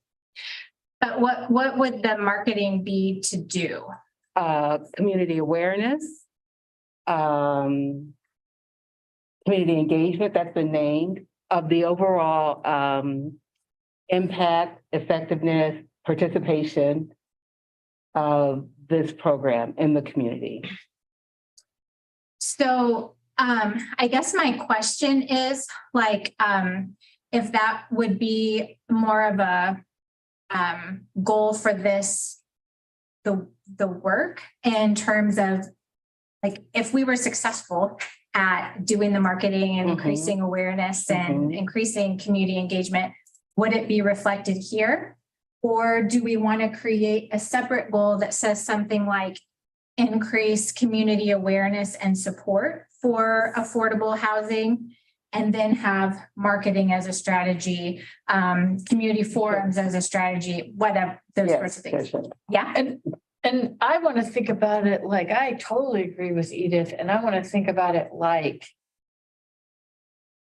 and we want to spend some of the AHAB funds to do this thing. And I think if we put it under one of these other things, and then we're having it compete against, are we gonna build units? Are we gonna create some more accessible units? It loses out if it's not its own goal. I think one of the things that's more powerful in dollars in this space is that community engagement with the idea of affordable housing. Because I can tell you that that is the biggest barrier, is the neighborhoods coming out and saying, I don't want that near me because I'm afraid, because I don't understand it, because I have some idea of what that might mean for my neighborhood that may or may not be true. We're not going to move the needle on affordable housing until we can move the needle on how we communicate that to the community and how they adopt it and say, yes, that's what I want in my backyard. I want to be part of the solution and not part of the problem. Yeah. Every land use idea, every land use item that comes forward in the public sphere, that's the main issue. So thank you, Leah, for trying to capture this. I think we have increased community awareness and engagement around affordable housing. Yeah. Does that capture it? And then under that would be the strategies that we've been talking about around marketing, around engagement. Yeah, I mean, I wanted to also address that our AHAB strategies and goals currently do not reflect housing reparations or efforts to atone for policies and events, especially discriminatory housing policies and redlining and racial segregation and all those components.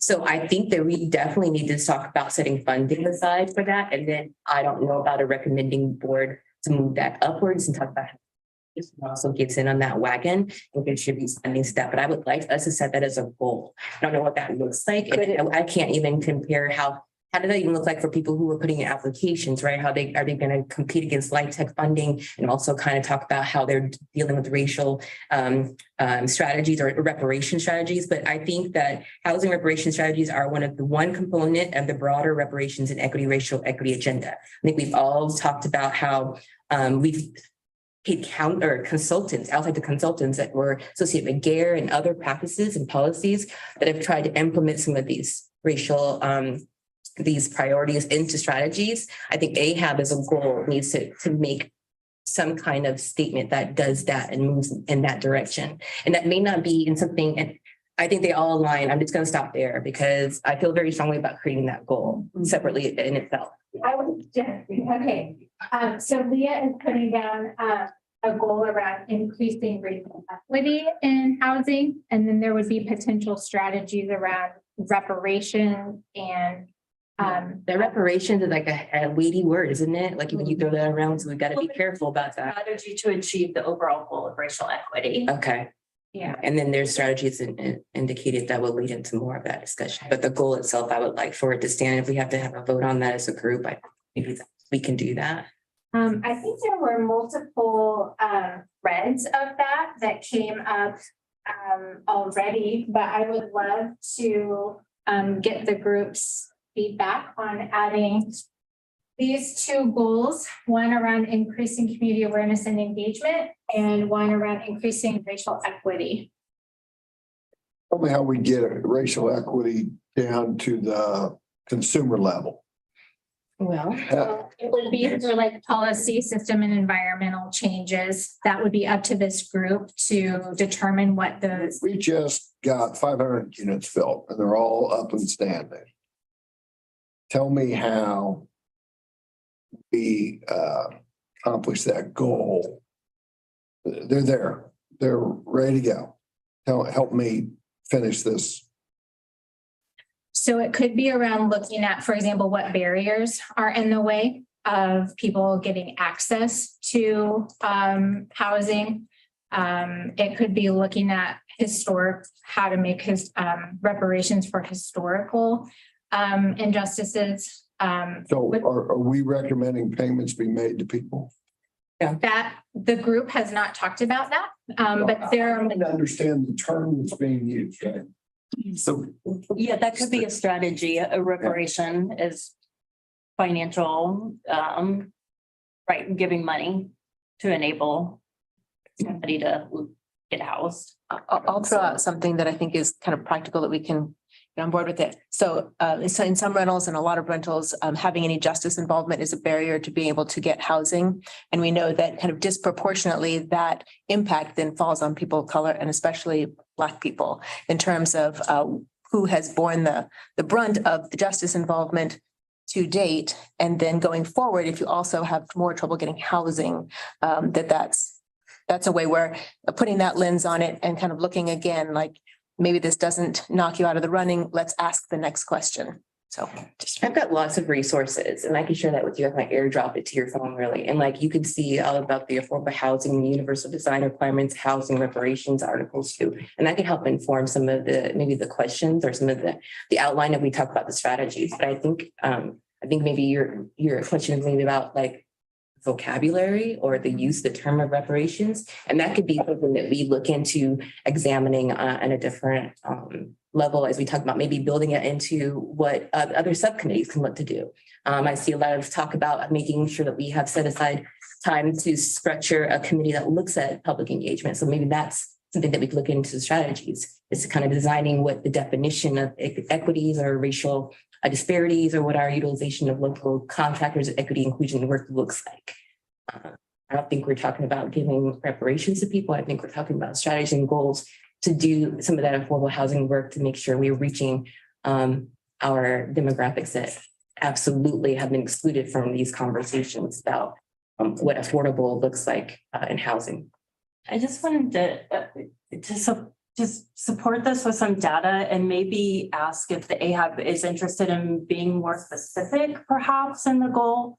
I don't know how many of you saw the Lawrence Journal World article that came out a few weeks ago regarding quote minority or BIPOC home ownership, but Lawrence had the second lowest minority. It's the word they use, home ownership rate of any US metro with at least 100,000 people.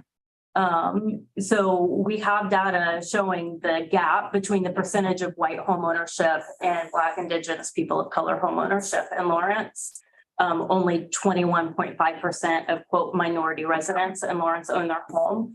So that could be a more specific goal around BIPOC home ownership if the group is interested in that.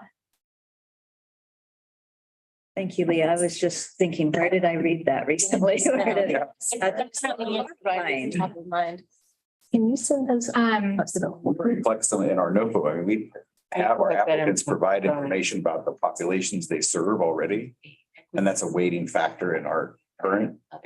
So, I mean, I think this is expanding on something we've started and maybe we just need to go I'm sorry, further. Christine, I can't listen to two conversations. at once. Sorry, I was answering her question. understand. I'm sorry. Let's start over, please. Yeah. So I was just saying, we've already have this in our NOFO. We collect data about the agencies that are making applications and about the populations they serve already. So that's a good starting place. I like this to carry us forward and take it to the next level and do a little more with that. And I'd be really interested in getting some like research and things on, because I mean, I think we've been thinking about equity. We haven't really thought about very many tools about how do we address that issue. And for those of us who work in housing, you know, the first thing in our mind is wait, fair housing. And there's got to be some way to do it that you do not run afoul of fair housing. And we really need to be aware that there are some limitations. And what are some of the tools that address equity and also comply with sort of a fair housing, what is allowed? Because I'm completely behind that. Yeah, so I do want to circle back. Christina, was there something that you wanted to share with the group? She wanted to provide some information about my question. Well, what I was doing was I was just gonna share articles out with the group when those were interested, and I was just commenting on that sidebar while Monty was speaking. I apologize for those two conversations going on, but it was just to answer that question. No, that's, Sure. yeah, if you had something to share, I just want to make sure there was space for that. Okay, yeah. Along with what Shannon was saying, I know that there's been times where we, like at Tennessee Homeowners, we've made efforts, like we're gonna push in like a very active way to be more inclusive, and then looking at fair housing. Because I think that's when you hear fair housing, you're like, oh, cool, fair housing. So that's like making sure that there's more, it's not equitable housing, it's fair housing. And so it doesn't create disproportionate opportunities for people that are starting at like a disadvantaged space. It just creates, okay, you all have the same opportunity right now. And so it's like, I think the equity component in that can be challenging just for organizations like ours. A private entity wouldn't have that problem, but we come up against that. So being creative about our intentionality with that to make sure it happens. Yeah. I guess I just wanted to put out there that there are best practices and strategies regarding equity in homeownership, equity in housing. And if the AHAB is interested in setting that as a goal, then we could further explore those strategies. Perhaps one of the reasons why there's so many questions is because it hasn't been a goal. And so we haven't been talking about those strategies. There's excellent organizations and work being done around this area that we can tap into. But just wanted to offer that as a recommendation, that perhaps we not get so focused on what the strategies will be, but say, do we even want to have that as a goal? And so then we can work towards how we achieve that goal. On that note, do we have consensus around the goals on the wall and adding these two additional goals? Yes. I had, in line with the comments that were made earlier, that the second goal, are we going to be a little more specific on what constitutes low and moderate? I mean, are we going to try to reference everything to AMI, or are you going to keep it intentionally broad? So I think in other places, it does specify what this means. Honestly, for the actual goal, we might consider the more concise framing of increased supply of affordable ownership housing. But your point is absolutely well taken, that in like the actual plan, it would spell out. What actual plan? I'm sorry. Leah, can you pull up again, like the goals and objectives that you here? So last time we tied numbers to these things. Okay.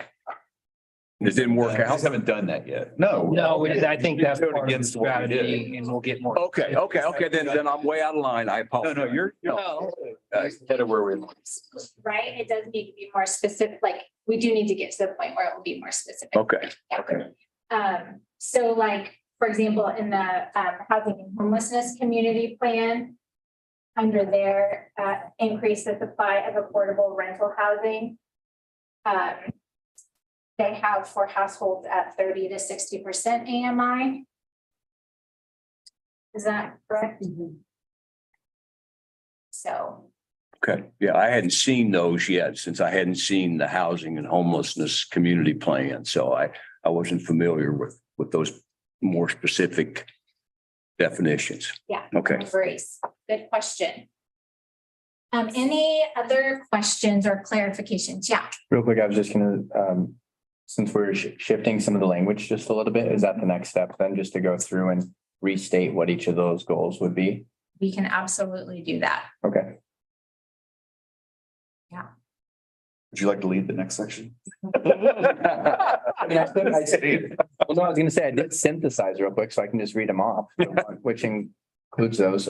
At least it gives something to push back against, or to like. Yeah, please. So I just put, Increase supply of permanently affordable homeownership units. Broad. Increase supply of affordable rental units. And in that one, I didn't put permanently because sometimes it's the tax credit projects and other things that I think, so that they're just setting that in there.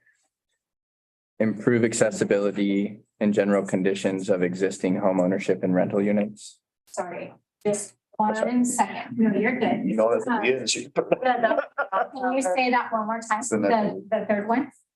Increase, a third one, improve accessibility and general conditions of existing ownership and rental units.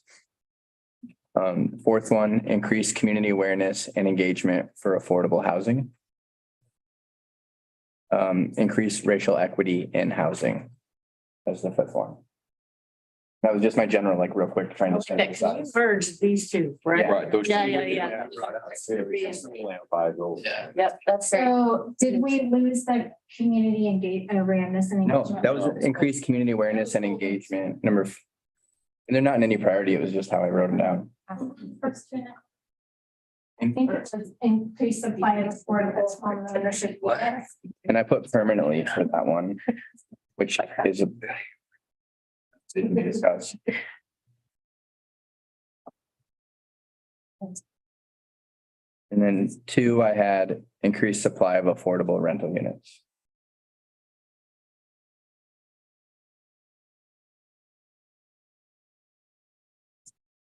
And I would just comment on 2, that's where I really support limiting it to 30 to 60% of AMI. Yeah. Because more, One question that I have is around combining what was goal 3 and 5. I think goal 5 might have included rental and other housing improvements. And in the newly revised one, I think it might just refer to rentals. If that's okay. Do we need that? Well, I'd put of existing ownership and rental units. Perfect, okay. Existing. Existing rental and Existing. ownership. Perfect. And ownership. That's what catches both kinds of occupancy, right? Perfect, okay. Owned and not. And did we get the other ones down? And again, these are just drafts, so I'm No, I imagining really- all this has changed, Hey, but. stop right there. we're done. We all understand them. I'd like to suggest putting in number 4. This is really good, Nicholas. Thank you. Adding community awareness, engagement and partnerships or something like that to encourage the collaboration. Yeah, nice addition. What do folks think? In affordable housing partnerships. Yeah. And partnerships and. Nice. What else? I like to add, I think 5 is just such a broad one, right? But I welcome and encourage other vocabulary that could sound like something people would understand and like rationalize, whatever that means. I like putting numbers to what the percentages are that exist. So from whatever percentage we understand that it's Black ownership or looks like BIPOC ownership in housing to another number that we increase that. And we do that comparison. Absolutely. Yeah. So I think one thing that we won't get to today, but you're absolutely right, Christina, is critical, is developing the specific measurable objectives that will go along with these strategies. And you just named one as a perfect example. Do a clarifying question. So is the AHAB interested in keeping it more broad around racial equity in housing, or is it more the increased BIPOC home ownership? Yeah, because I think that's only one of the That's one strategies, component. Yeah.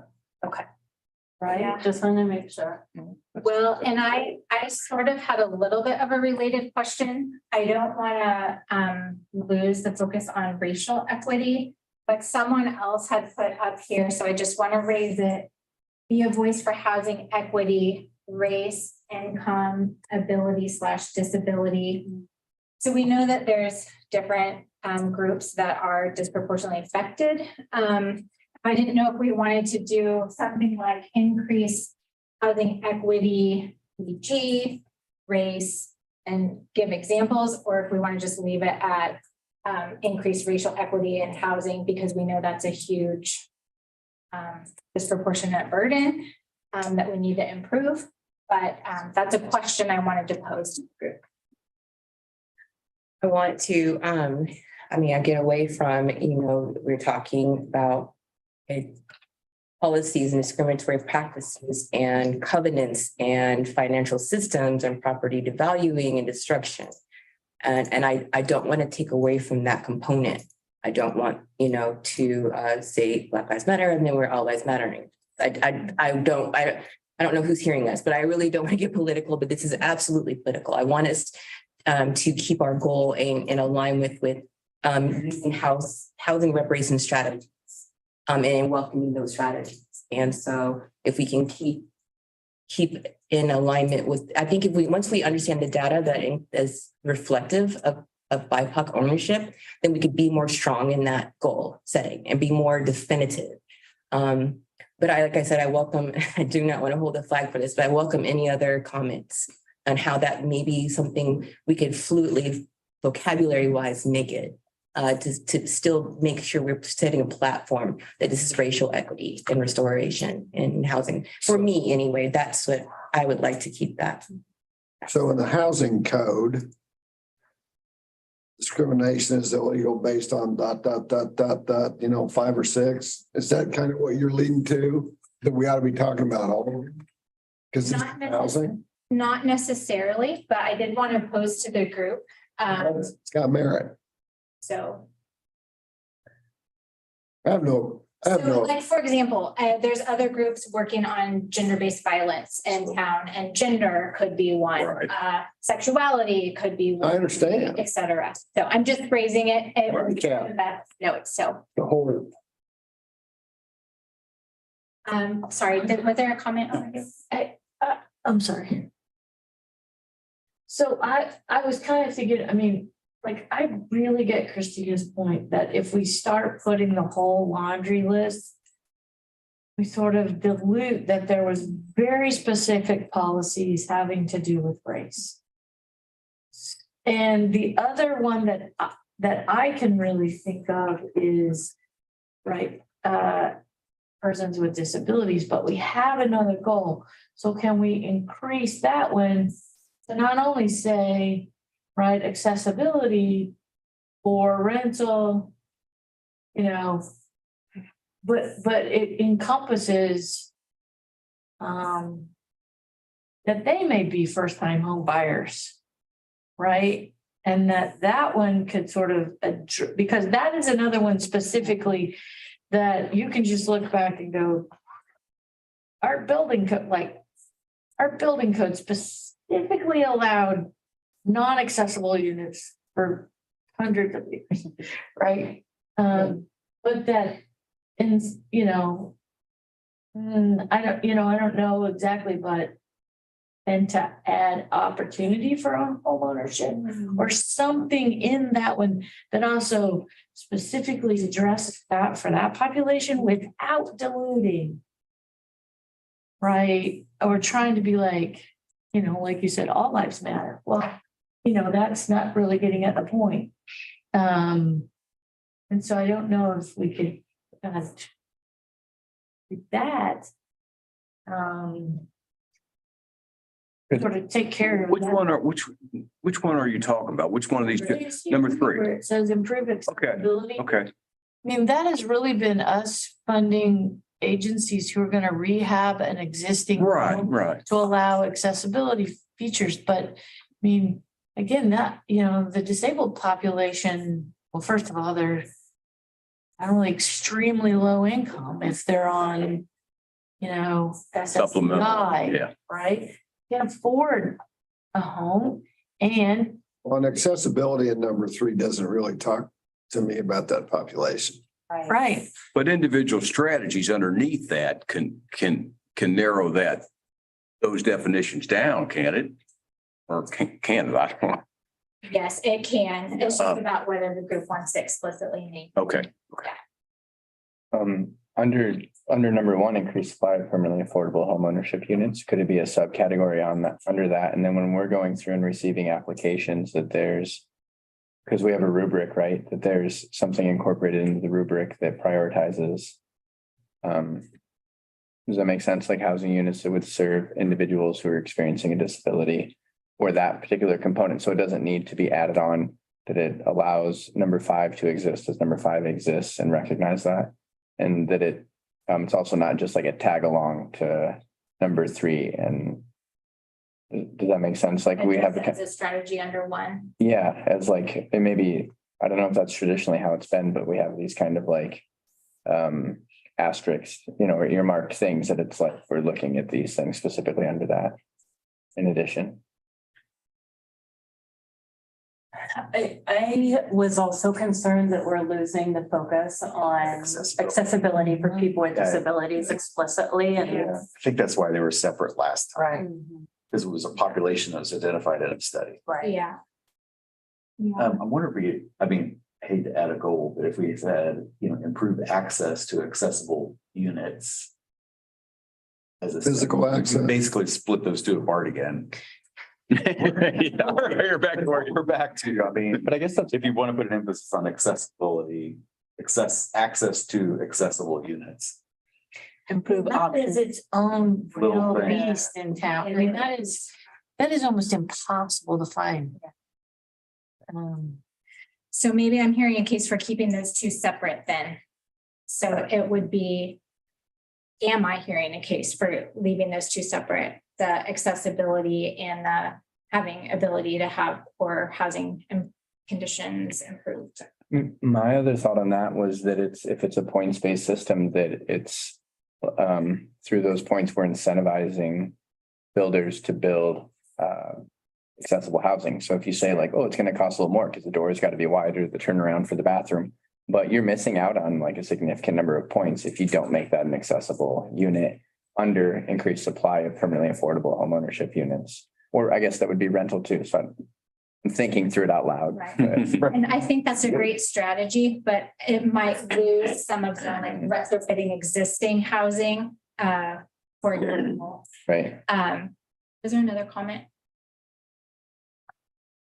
Okay, So, well, my comment is, we've also lost the fourth goal here completely. It's not, I don't think, in anything, unstable housing situations and more. So just throwing that out there, because I was reading the strategies for that and they are pretty distinct and I don't know where they would fit under other things. Is that more the supportive housing? That's vouchers and supportive services, which I think is a big question for the AHAB. And really, what I've heard, the consensus of the group move more towards is that the role of the trust fund and the AHAB is development of new units or rehabs to around affordable housing stock.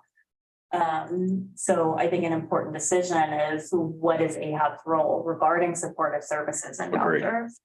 I've been really. yeah, Dana. I think, well, you guys all, those of you who know me know this is a big thing for Family Promise, but I think that I agree with what you just summarized, and myself included, we need stock, but that doesn't mean that the AHAB shouldn't have a voice in the supportive services and the absolute importance of it for some populations that are our neighbors. And so it's not an either or, and I don't think it all has to be attached to funding. We can increase racial equity in housing in whatever language comes in there and be very vocal and market our goals and the importance and the criticality of them in our communities so that other collaborative partnerships can get involved in this. Doesn't mean that we have to fund it. I understand the will of this board historically has been more towards units, and I concur with that. But we have to have the supportive housing, or we just have recidivism over and over and over again into losing vouchers and becoming in a rough patch again. Right? And so we've got all the data to show that it works. So we need to follow that as best practice, I believe.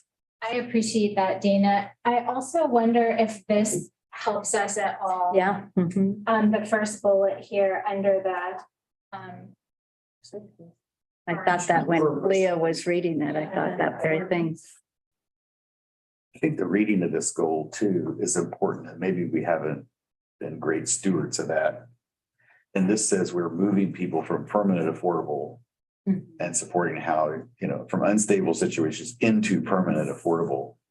We've provided aid to people, but not with this goal in mind at times. Right. Well, So I that's think not there's- quite true. Well, there's some programs that do. Bert Nash's transitions, No, I- that's 12 units that we, I agree, yeah. but there are some funds that we Finish your statement. Finish your statement. big chunk of it. Shannon?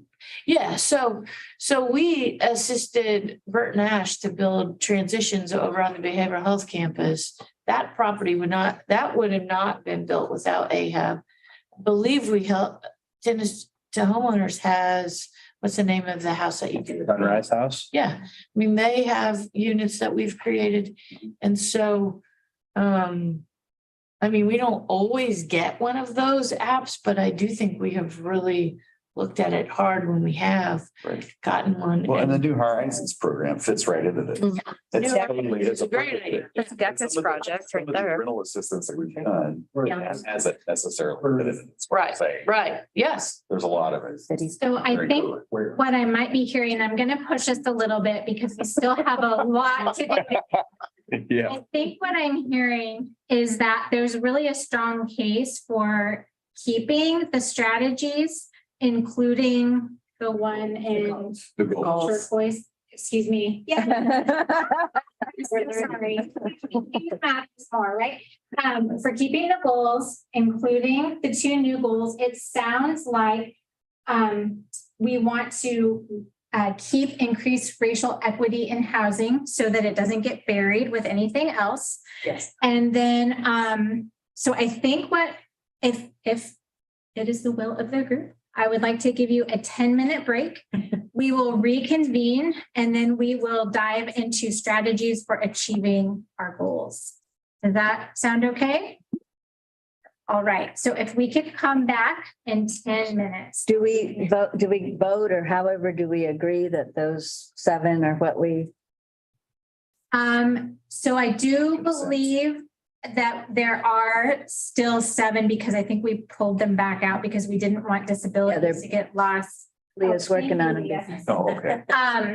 So I don't know how official you all are. Do you want to vote? Well, why don't we take the break? She can clean those up, Yeah. look at it and approve it. Yeah. Okay, all right, that sounds good. See you in 10.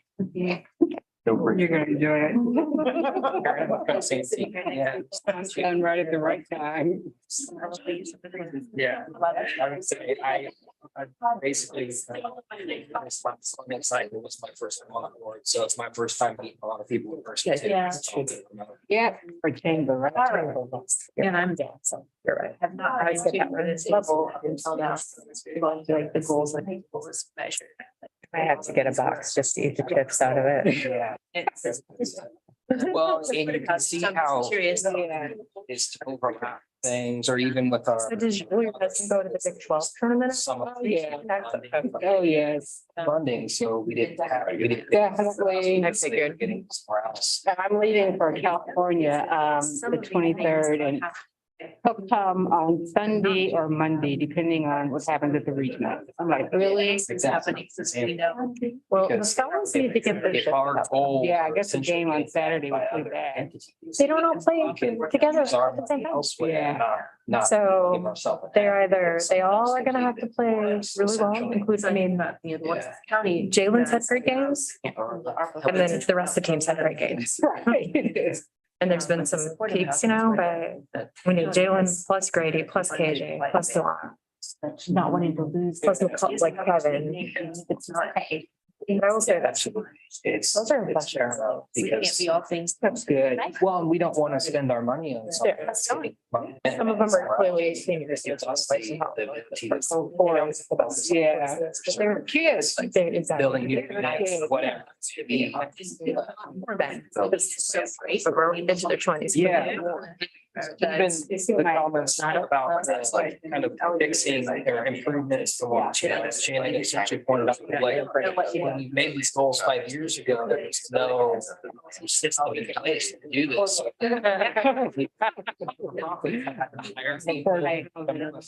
So it's just, you know, lacking.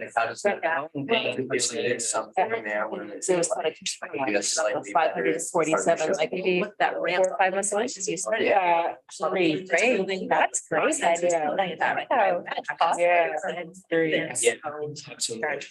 Yeah. Yeah, absolutely. So, yeah.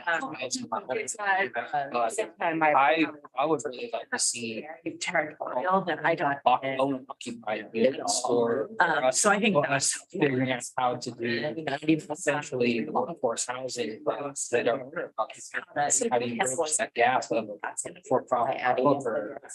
Director. Sounds like you've. That's a good help, because I know everyone's occupied, and how do we not, I know that understanding where it's going to help. So that's where I know that it's gracious to be like, let's split it so that you have some asset line books. I think it's a conversation. I don't know what. Yes, maybe someone called to verify the. Yeah. I just want to verify that. Habitat that they can put it in. I don't know. Guffey, And I don't know, I don't. What did that? It feels like very like, what's it called? Like. Okay, thank you. It's out on. Like metaverse. Yeah. Now it's like pretend. Yeah. Essentially it's land. And then it's just investment on their house or something. Right, And then yeah. It's like on somebody's. I know books and out of the generation. I just wondered how that occurred. I know. Well, and I. We've done that Generation before us essentially Yeah. all, they're all retired because of houses they bought for $200,000 and now we're. And it's like, yeah, how do you know. Stewart. Yeah, that's it. Yeah. It's like that. Yeah. Which I.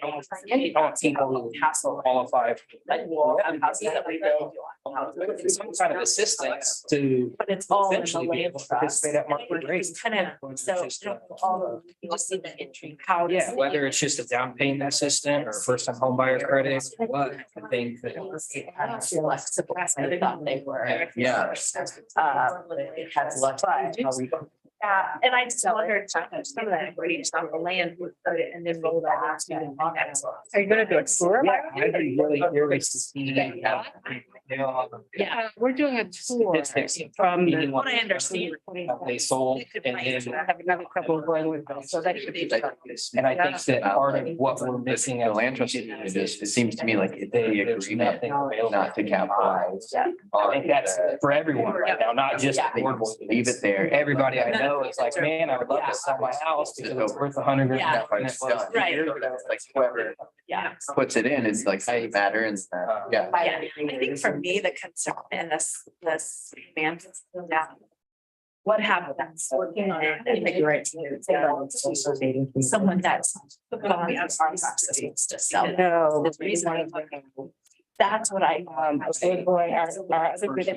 elephant. I really didn't pretty much anything. The city is just gonna say no. And if we really want affordable housing with a little a, it'll be, I have to make more of it. We can never outpace the market. If we pulled one permit last month, What is? one for a house in the whole city. One. For like, just to be like, work out the kinks before they happen.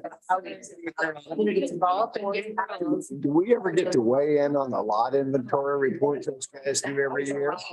Does this committee have anything to do with that?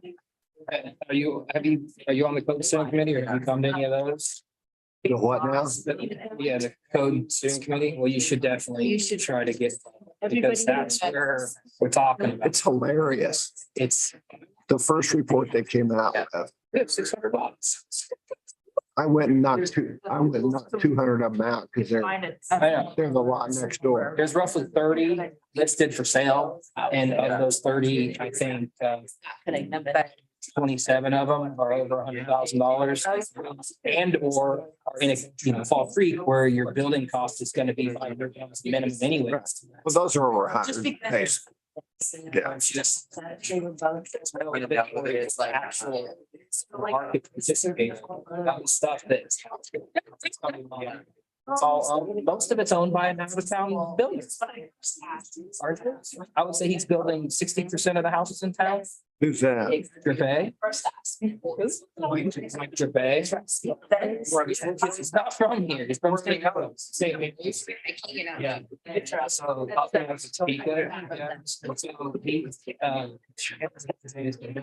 I mean, go look on the MLS. So I'm excited. I would say at least half of them are him, if not more than that.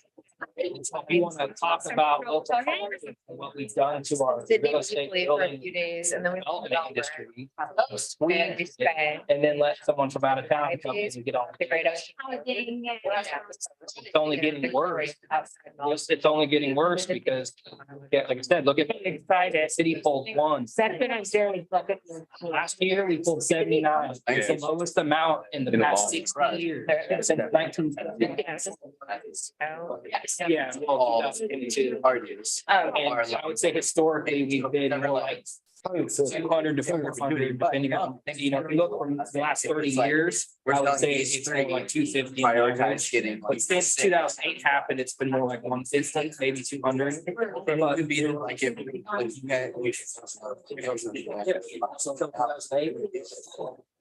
But some years it was almost 500. If you look at in the past 30 years, it's around 1,200. I think. Yeah, we're quite a lot, You're down there. Yeah. What's funny about that is for the past 30 years, they won't fight you politically. They try to. Because the neighbors come complain and it creates a argument for mission. And they don't want to deal with the fallout. So historically, if you ever tried to up your density, they would, no, let's. You made an intentional switch on this. Well, we're hoping that the LDC partially rectifies that situation. I mean, it's, well, it's a. You were talking about something about pressure. It's growing. It's different. It's ramped up. And that's Well, because next to people. appreciate the shared appreciation. Yeah. So the work ahead of us, for the rest of the afternoon is to dive a bit more into the how.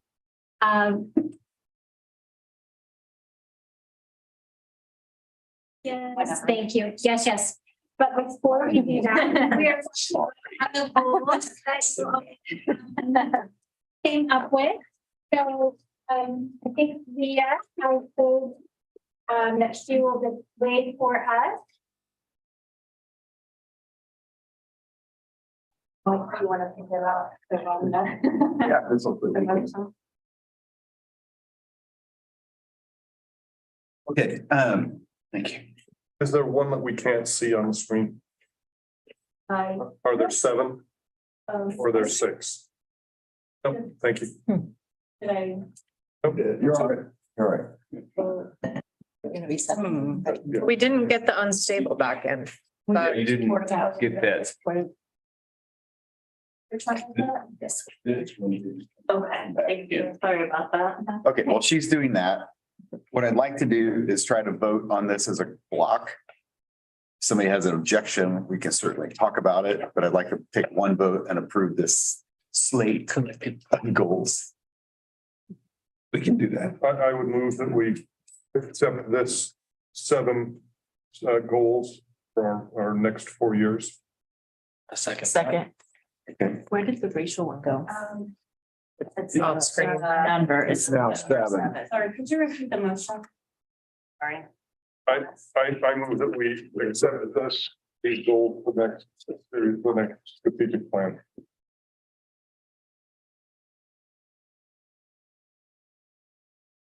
All right, and we have a second. yeah, Trent seconded. Is there any discussion?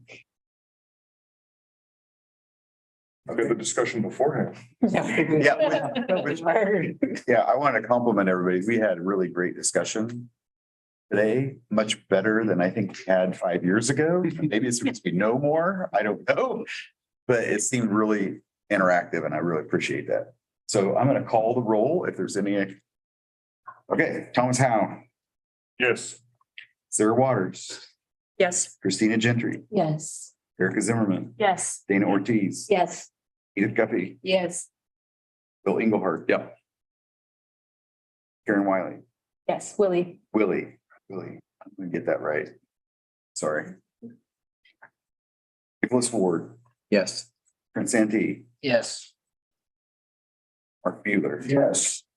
Monte Soka, yes. That is 12-0. Oh, Shannon. Lori, I had you marked off. I'm sorry because you were here the first time. Yes.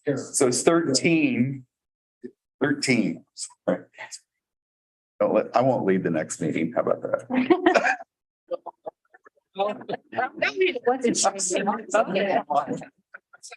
So I'm sure it'll be much. It will be, I'm sure. state your own name, please. Motion passes 13-0. Thank you, everybody. Okay, Turn it over to the professionals. so now that we have our goals, we will be working to discuss and hopefully adopt some of the strategies that might be helpful for addressing these goals. So in an attempt to just help move us along a little bit, I did include some of the strategies from that you all had been working on previously that were not yet fully realized. However, they absolutely do not have to carry forward. So just like last time, we're going to be doing some voting. So, and we have lots of space for adding, adapting. Of course, with our 2 new goal areas, we also have lots of room for strategy development. We do not expect that we will have an exhaustive list of strategies for those 2 areas developed today. I know part of the work ahead might be looking into what strategies might be implemented. But if there are strategies that you would like to commend to the group, I would welcome you to either write them directly on the paper or grab a sticky and write additional strategies. Yes. So we'll be, yes. Can I add the word partnership on that orange one over there? Yes, absolutely. Sorry, I was doing shorthand, but absolutely. This is red. Here, yes, absolutely. Thank you. Thank you. And for the other ones, I didn't repeat to save, paper trees. I didn't repeat the goals. The colors correspond to the strategies.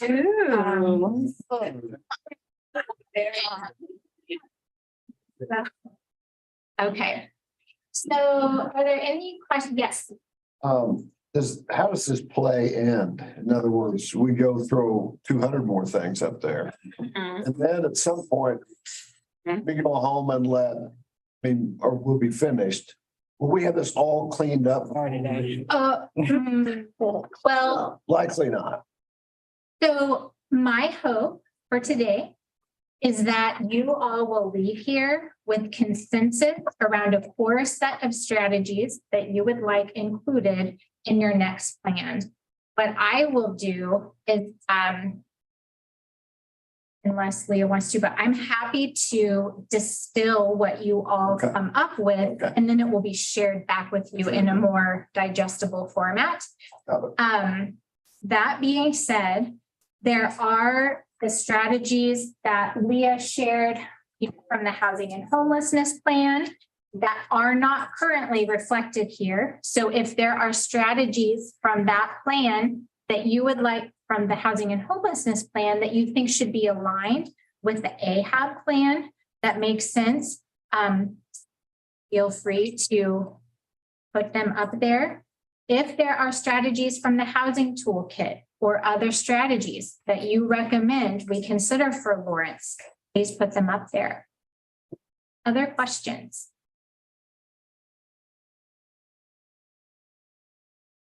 Okay, let's get to work on our strategy development, and then we'll come back together for some discussion.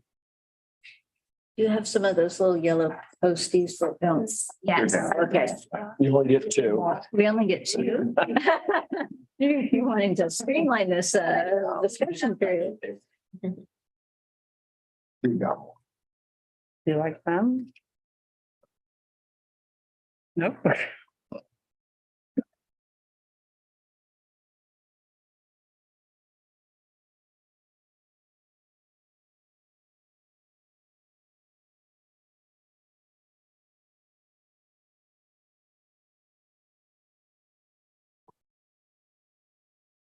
Sorry, no, I'm not lying, I was reading.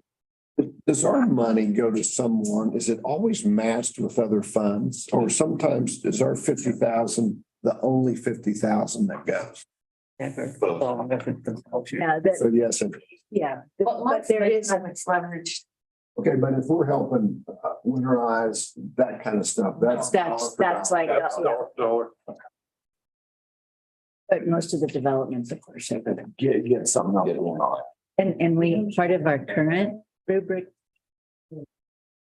Those who have funding versus. Bigger leverage. Yeah. Got it. Sometimes when they like to think of it as with the down payment. A big money. Yeah. From HUD or something. All we have is 1 something million anyway, so that's not gonna. But if we leverage it in 10. Exactly. Cool. So much. That's money. Exactly. Well.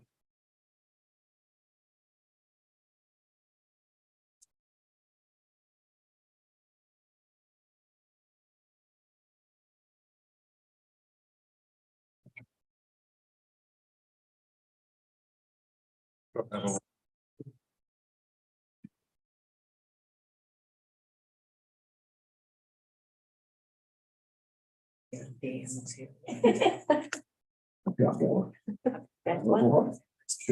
think that's from track, you know, it's out of it's.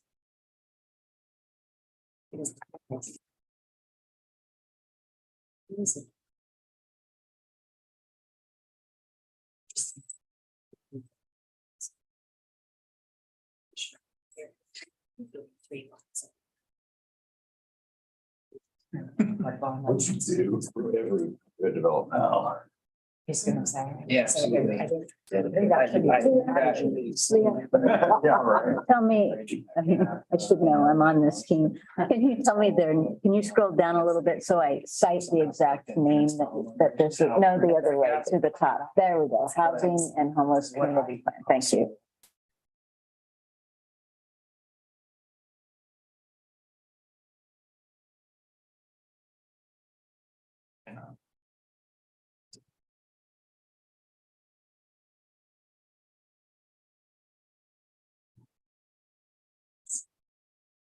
Yes, you sure.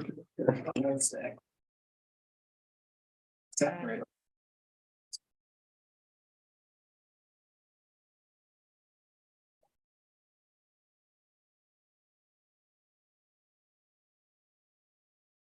I think it's a possibility. I think what we need to do is Income requirements and not just provide it for one time. else who qualify. If you're rehabbing a house and you go, I'm gonna make it affordable for this tenant, that doesn't move the needle for me. You say, I'm gonna make it affordable for the next 15 years, forever. So it makes it. Yeah. Somebody who also. That the earth and. So. This new person, yeah, we get to see banks or credit.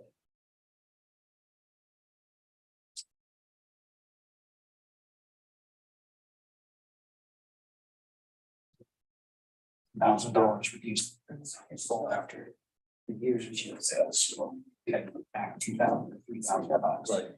So. I think it's under. Get into a buffer. I think it's this. Well, okay, of course, great, then it's just. Yeah. Right now. Projects. I think that's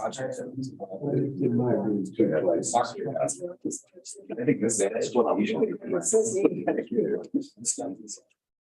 How do we get that developer? System.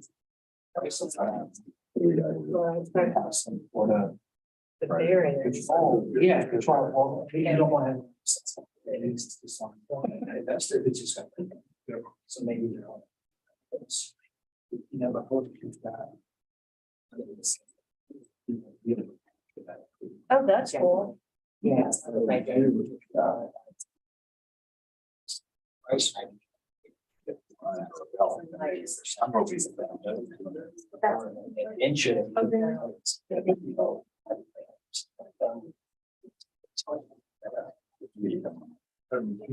Yeah, well, maybe it's going on, not only some sort of. Rules on them.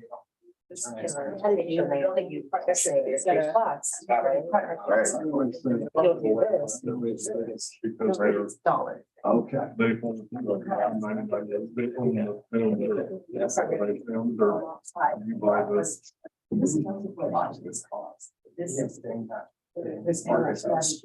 We're not. $8 value in that. Where do we go?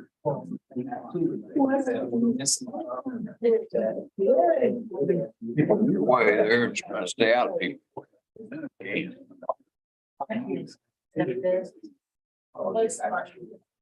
I got.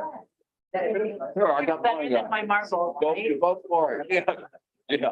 Your dot's not that bad. Really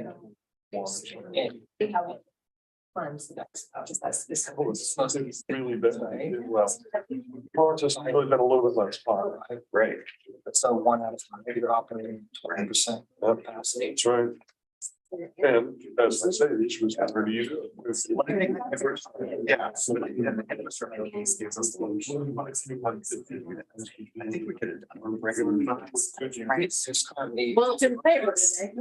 It's not a secret meeting.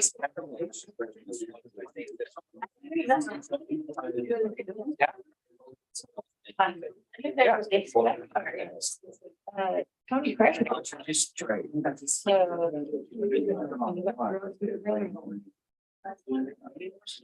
Yep. He gave up. It was Sally Farm. No.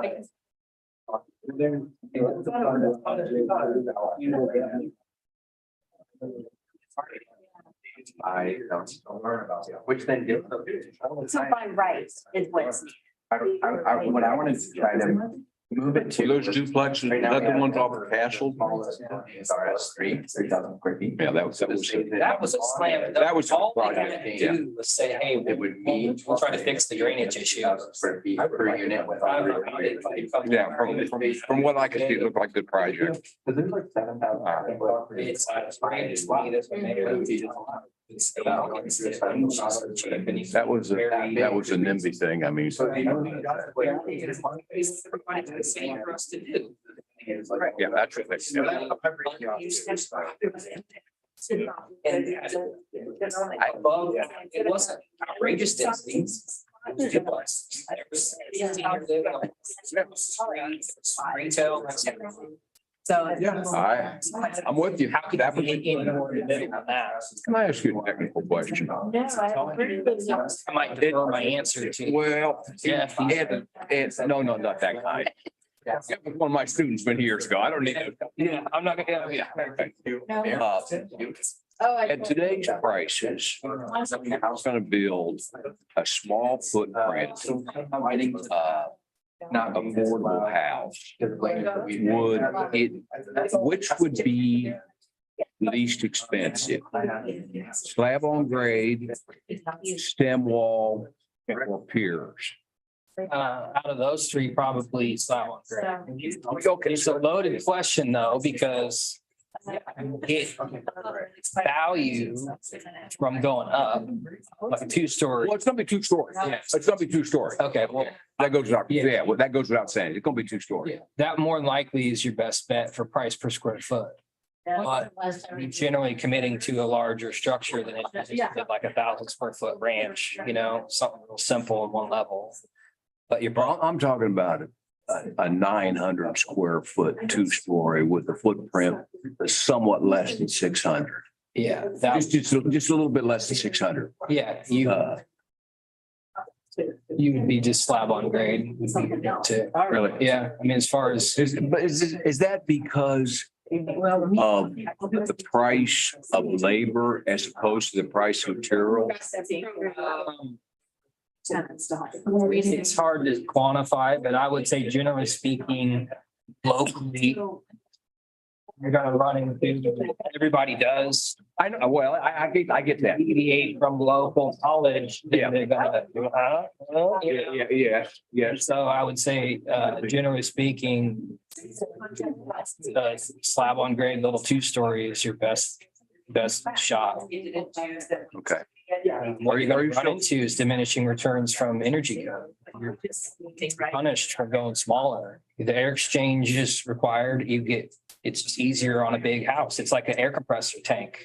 You get a big tank and it has capacity to. Well, as I told Jeff Frick, I'm hoping for some radical I'll just changes in the whoever's LDC versus- provision. Yeah. Okay. And that's one small section of that piece. Yeah. Oh, man, that is, I've been looking at that for years. Okay. Are you figuring that? Yeah. Yes. Price per square foot. Slab on grade on it. Thank you. Yeah. For a 2-story? Yeah. You're talking about just the structure? Nicholas? No, I'm just saying, no, I'm just talking about when you're putting your finances together, I mean, what are you talking per square foot or, you know, the cross footing slab on grade piece of just the foundation? Yeah. It's not the air. They realized that they were gonna have like the mechanical, the electric. It's expensive. And separately. Mostly building a house and then disassembling. Are they, I would say, work on your house, on some of the rehab stuff? Okay, building. The slab itself is usually somewhere in the range of 6.5, right? Every footing. They're just right. 5 degrees. And so. Doors, and so the dimensions. The most recent stuff I've been doing is I think it's one of those slab on grade 2-story, 2.5-car garage. Coming in. So they've been working. Well, that's not. Very from it. No, I get it, but that's not. Site prep. Yeah, and I mean, hopefully they're beneficial. they're economies of scale and site prep. I mean, I get that. I was wondering about the rehab stuff, building ramps and that kind And then of. gravel is a wild card. $450 a truckload. Straight up. And, we have expansion. We made it so that the easiest answer to guarantee your foundation won't move is to set it on gravel. Yes, absolutely. And it used to be. The cost of the transport. Yes, now you could spend $4,000 or $5,000 on gravel very quickly. You know, I would say for you, it's gonna be more like $1,500 to base, and but it's still gonna be significant. Now, some of that will be included in the slab cost. Right. But again, you gotta be careful with that because like I said. Well, I just need the ballpark figure and you know, I always used to figure $7 $80,000 just for the flat one. Build a house. Okay, without respect to the. Donated like $600. Gonna hit diminishing returns because At a site and they're basically raising the funds for that one. if it's a big square, it gets cheaper in the middle, you know? So you lose out on that value by making. Parents of all those. There's a million things. $6,500. We're trying to work. That's if it's 900 square feet or 3,000. Well, I tell you what, So your price per square foot cost gets hammered because. when we first. There's we first people asking retired, for stuff. right before we retired, have someone doing that like 40 hours a week, but we just don't. You know, have I- That's what I was trying to say. How can we find, want to do that? Yeah. And organize it so that, I mean, he's like one of the people for sure. He's, You know, and then how can we find, I bet I know some people that. if they want an affordable house, There was somebody gotta- organizing. about that. people That's that could cost say- it's in the control of There the were city. churches that Okay. were organizing. Well, yeah, I Was selling water meters for $7,000. I'd be building 1,000 houses a year. And I'd be $10 million. there are many farms. But that's one that is. Review. Maybe one last quick review. Now it's quiet and I'm gonna. Sticky up there. Get your back. I did. You can eat that. No, That's too bad. but you're not. No, Gonna make it. I'm down for the chip. Yeah. That salad is long gone. That's not a problem. Look at this cookie. It's No, good no, for you. no, It's no. got walnuts in The it. cookie is. It's very good cookie too. I do myself. How many calories? But this is 500. Yeah, it's small. Small. Oh, that's over Put up a 300 few more calories. dots. No.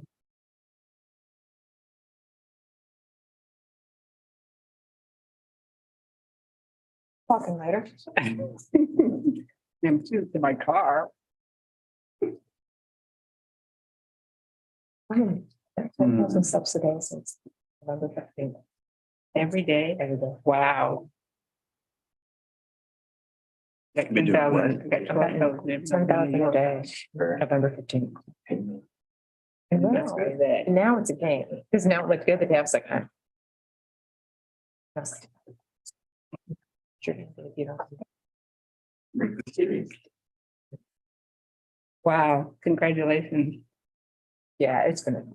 All right, 12,000 have in New York, not bad. You could build up to that. Wore my one day when I was cutting down a tree and I had like 23,000 steps before I lost in the brush. You lost consciousness. And so I'll move, so on move-in days. Oh, yeah. Everybody put Apple Watch. I only had 27. We had people like 34, Yeah, on 35,000. that. Which is insane. Yeah. As you know. Constant motion, Right. so.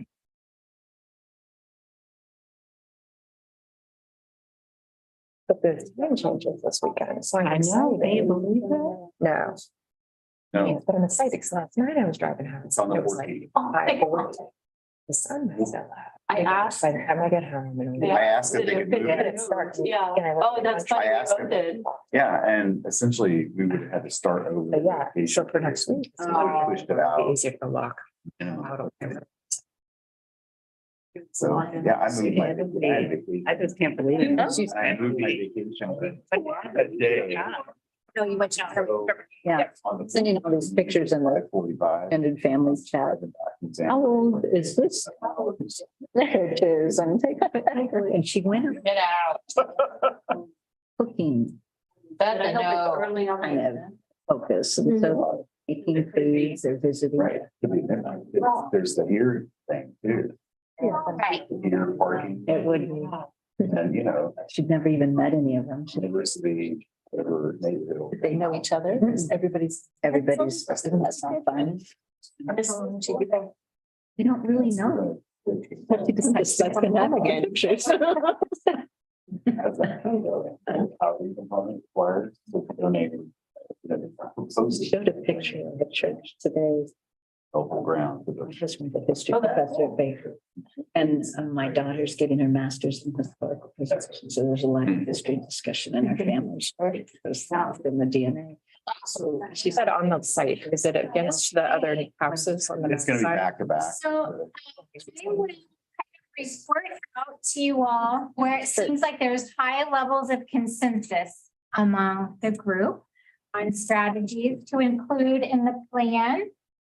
So first here around the goal area of increasing the supply of affordable rental units, we have strategies around public private partnerships with the land trust to leverage funding to produce more permanently affordable units. We have a strategy around exploring using housing trust funds to secure properties where federal subsidies are set to expire.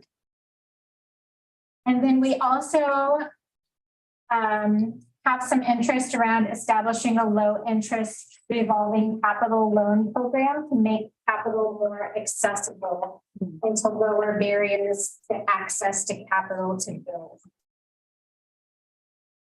Under strategies related to increasing the supply of permanently affordable home ownership units, we have a lot of interest around new permanently affordable housing units being included within every private development.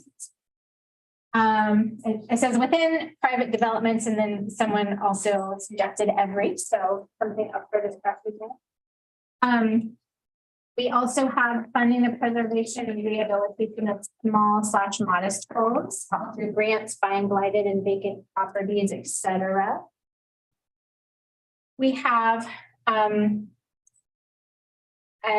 don't know, Nicholas, if you want to explain this one, but the density bonus for development of affordable housing by right.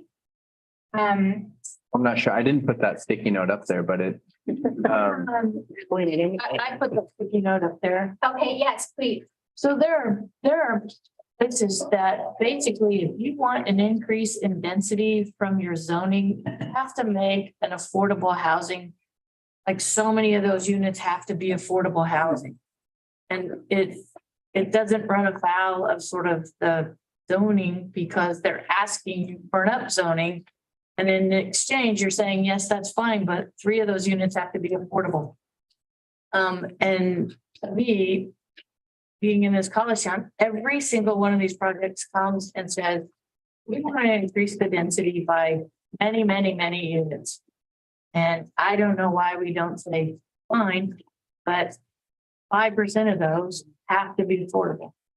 If you're going to do it. They do that with the public incentives program. There's a requirement. If you get a public incentive, you have to provide an affordable housing component. I don't know why we can't require it here. Can you put a, Does it? you put a, It's done at 6 dot day. 20 year dots. Yeah, which one's that? She wants This to one here. dot that. All right. All right, perfect. Thank you. Okay. I like- And then we have several. So to Yes, finish please. that. By right, that means it needs to be codified. You'd like code. Right. That if you want that, right? If you don't, this is what you get. If you want that additional density, then here's the game. Here's how many units, so that you're not making the development, right? The planning group say, is 5 enough? Is 7 enough? Is 10, right? I mean, you're saying you want this, X% of them have to be. What my only concern is that if we're used to, I'm gonna make stuff up, 3 units an acre, that's just garden variety housing. And so-and-so wants to do that. And then somebody comes in, no, I want 6 units an acre. And with that little density asterisk, I get to, provide whatever. You're okay with that, but you're still okay with somebody coming in and say, I'll play your game at 3 units an acre, right? Yeah, as long as, yeah. There's choices. And Fair I enough. think that may be why we haven't gone that direction yet, is that it's hard enough to get developers to ask and for neighbors to allow and for the political process to be okay with that extra density. Like we've asked for that extra density. And then putting some additional qualifications on it may mean we don't get it at all. And that would be my concern. And that's what we're getting now, is not at all. I think the other thing that could come up then is if somebody opens themselves up to the increased density with the inclusion of affordable housing, maybe that opens them up to CIP funding for infrastructure or something like that, which they would not necessarily get for just building market rate housing. That's not our pot of money, right? It would just be for infrastructure if you're building I in, know, but that's another crew that does that. right? I'm a little And no. uncomfortable also with the require that every development include affordable housing. I like that as a goal. I also think that what we've done in terms of unpartnering with our development community is it's so broken that additional requirements. I think we want partners that want to work with us. I don't think we want partners that don't want to work with us because they're just not going to come here at all. I mean, that's where we've suffered as much as we have in terms of not having housing stock at all, is that we've run off our developers. So that I know where people are coming from with that, and I wish that could happen. I'm just thinking us as a body requiring that might get problematic. Well, certainly we can require it amongst those who are applying, Sure. right? Yeah. I mean, that's But in terms of kind of a given, but making policy and Yeah. the land development code require that. That's kind of where I think that was headed. Well, I heard that as more of an incentive, like it would be like, if you do X, then you'll get Y. But of course, you can just go and do what you would normally do if you don't want access to that. And those were two different. One was the density and the other one was like every development has to have affordable Gotcha, housing in okay. it. Sorry, I was. Gotcha. And we're mixing Well, processes. but because of that- the annexation process, which they're trying to require that. And then you're talking about also upzoning. Could We're apply. trying to maintain it as a choice. Yeah. Here. But let's try to get a little bit more definition on that second one about what is the scenario that we're talking about here? Every development requires affordable housing. Sounds pretty broad to me. I mean, I know that's not it, but what are we trying to get at here? We can't, Lawrence can't do that. It's preempted by the state of Kansas. That's inclusionary. Oh, Yeah. Okay, We could require them to come in and have a discussion, have a meeting with the city or somebody about what housing opportunities are. Even if they're not applying. They're not required to do it. Even if they're not applying for funding through AHAB, just Right. generally. Just We can generally. incentivize We affordable can housing. We incentivize it. can't require it. So I updated Are the you take out that. clear on your question? Yeah, I think it's an incentive, not a requirement. Okay. I updated that to take out the every, and then I'm gonna like make a note like incentivize. So, yeah, okay. Hate that word. Grammar, I hate the word. It shouldn't be a word. You gotta find a different one. Not you, just the world. oh, I like So, the world. what I'm going to do is I'm gonna, well, actually, let me pose this as a question. With the strategies that have 3 votes, do you want to assume those as included? Or would you like to discuss those? I didn't read everyone and I didn't, make a voting decision on everyone and so now we're counting votes, right? Looks like. So I guess my question is, I'd say there's a whole bunch of support for that guy right there. And if you add some of those things in there, the ones that show support, probably gonna be fine with them. But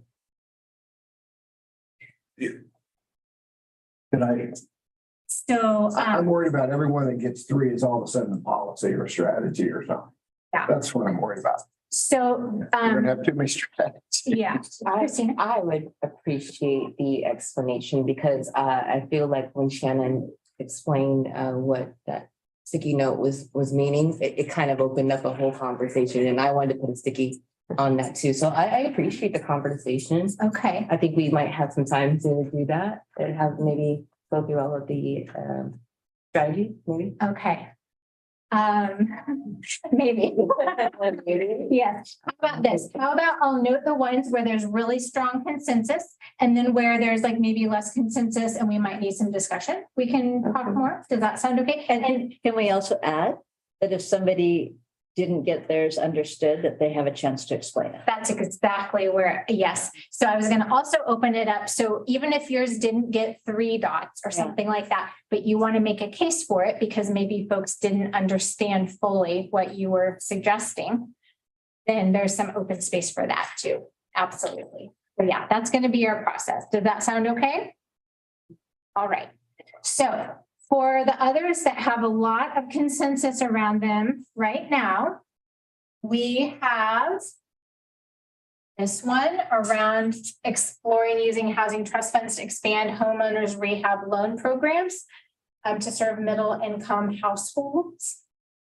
And identify / leverage other funding to achieve multiple objectives, which I apologize, that is repeated down here, but that one. And then develop a plan for ongoing PR and community engagement to support affordable housing efforts. And then we have support around researching ways to address historical inequities that comply with the Fair Housing Act. We have support around funding projects that prioritize embedding racial equity in real estate development and best practices. For example, use of universal design used to address housing for populations facing physical challenges. And then we have. Is universal design a term? Yes. And it's like wide doorways, and I'm sure it's all, but okay. Yeah, exactly. I think I'm the article on that, please. I can look that up. Thanks. You're welcome. Industry. And then we have support around train housing and financing decision makers on historical housing inequities and current biases. So, which ones would you all like to talk about? Should we just start over here? It looks and talk about the threes and any others that folks nominate. You want to do that? Okay, so we have explore using housing trust funds to expand the current home buyer assistance program. What is the current program? Great question. Who would like to explain? There's funding through CDBG. Thank you. There's funding currently for homeowners assistance programs that Tenants to Homeowners runs. That's the only one I'm aware of. But I think because of the way that we basically become the entity for that. And so it gets funneled through individuals who are purchasing houses through Tenants to Homeowners, and it doesn't end up getting utilized for, say, an individual who finds a house on the market and is like, I want first time home buyer funds. Yeah. That's not accessible to them. So because we administer that, it's been channeled to our house. Does that make sense? It does. So we need something. Not sure it's ideal, but it makes. No, that's what I'm saying is that it could be more robust and Well, it could be that it's federal funds. CDBG. Okay, can like local lenders qualify to offer the funding? Something like a bank could, They could make application to the trust fund. I don't remember what it's called. I know there was a state home buyers credit for a while that local lenders. It was a national. You're gonna have to run us through this, how this program works in your world, so we understand. My understanding was that the second mortgage they put on it to do the work, if I'm probably completely wrong, it is a city mortgage, if you will, or a municipal debt. Is there debt that gets forgiven? So this is for, not for any repairs that would be made. It's not like a second mortgage. It's just straight up, funds that the city used to administer as, homebuyer funds, which I don't know how those were administered when that was happening. But through Tenants to Homeowners, it's just acts as an additional subsidy to bring the cost down for that is extremely low. When someone buys a house, I can't remember the percentage, but it's usually right around like $2,500 for like down payment on a house. It's very low. And so that barrier of initially. You're talking about when they're buying it from you. Yeah. Right? Yes, but as a first time home buyer. So we're administering that program and kind of. They don't have to buy one of our houses. They can buy a house off of the market, but it would still go through us and get put into the land and trust. And do they? Yeah. Is that highly used? It's utilized, but then there's other caveats that we run up against too with the federal funding because of say any house built before 1978 might have lead. There's all these other things. So It sometimes does have lead. it's hard for us.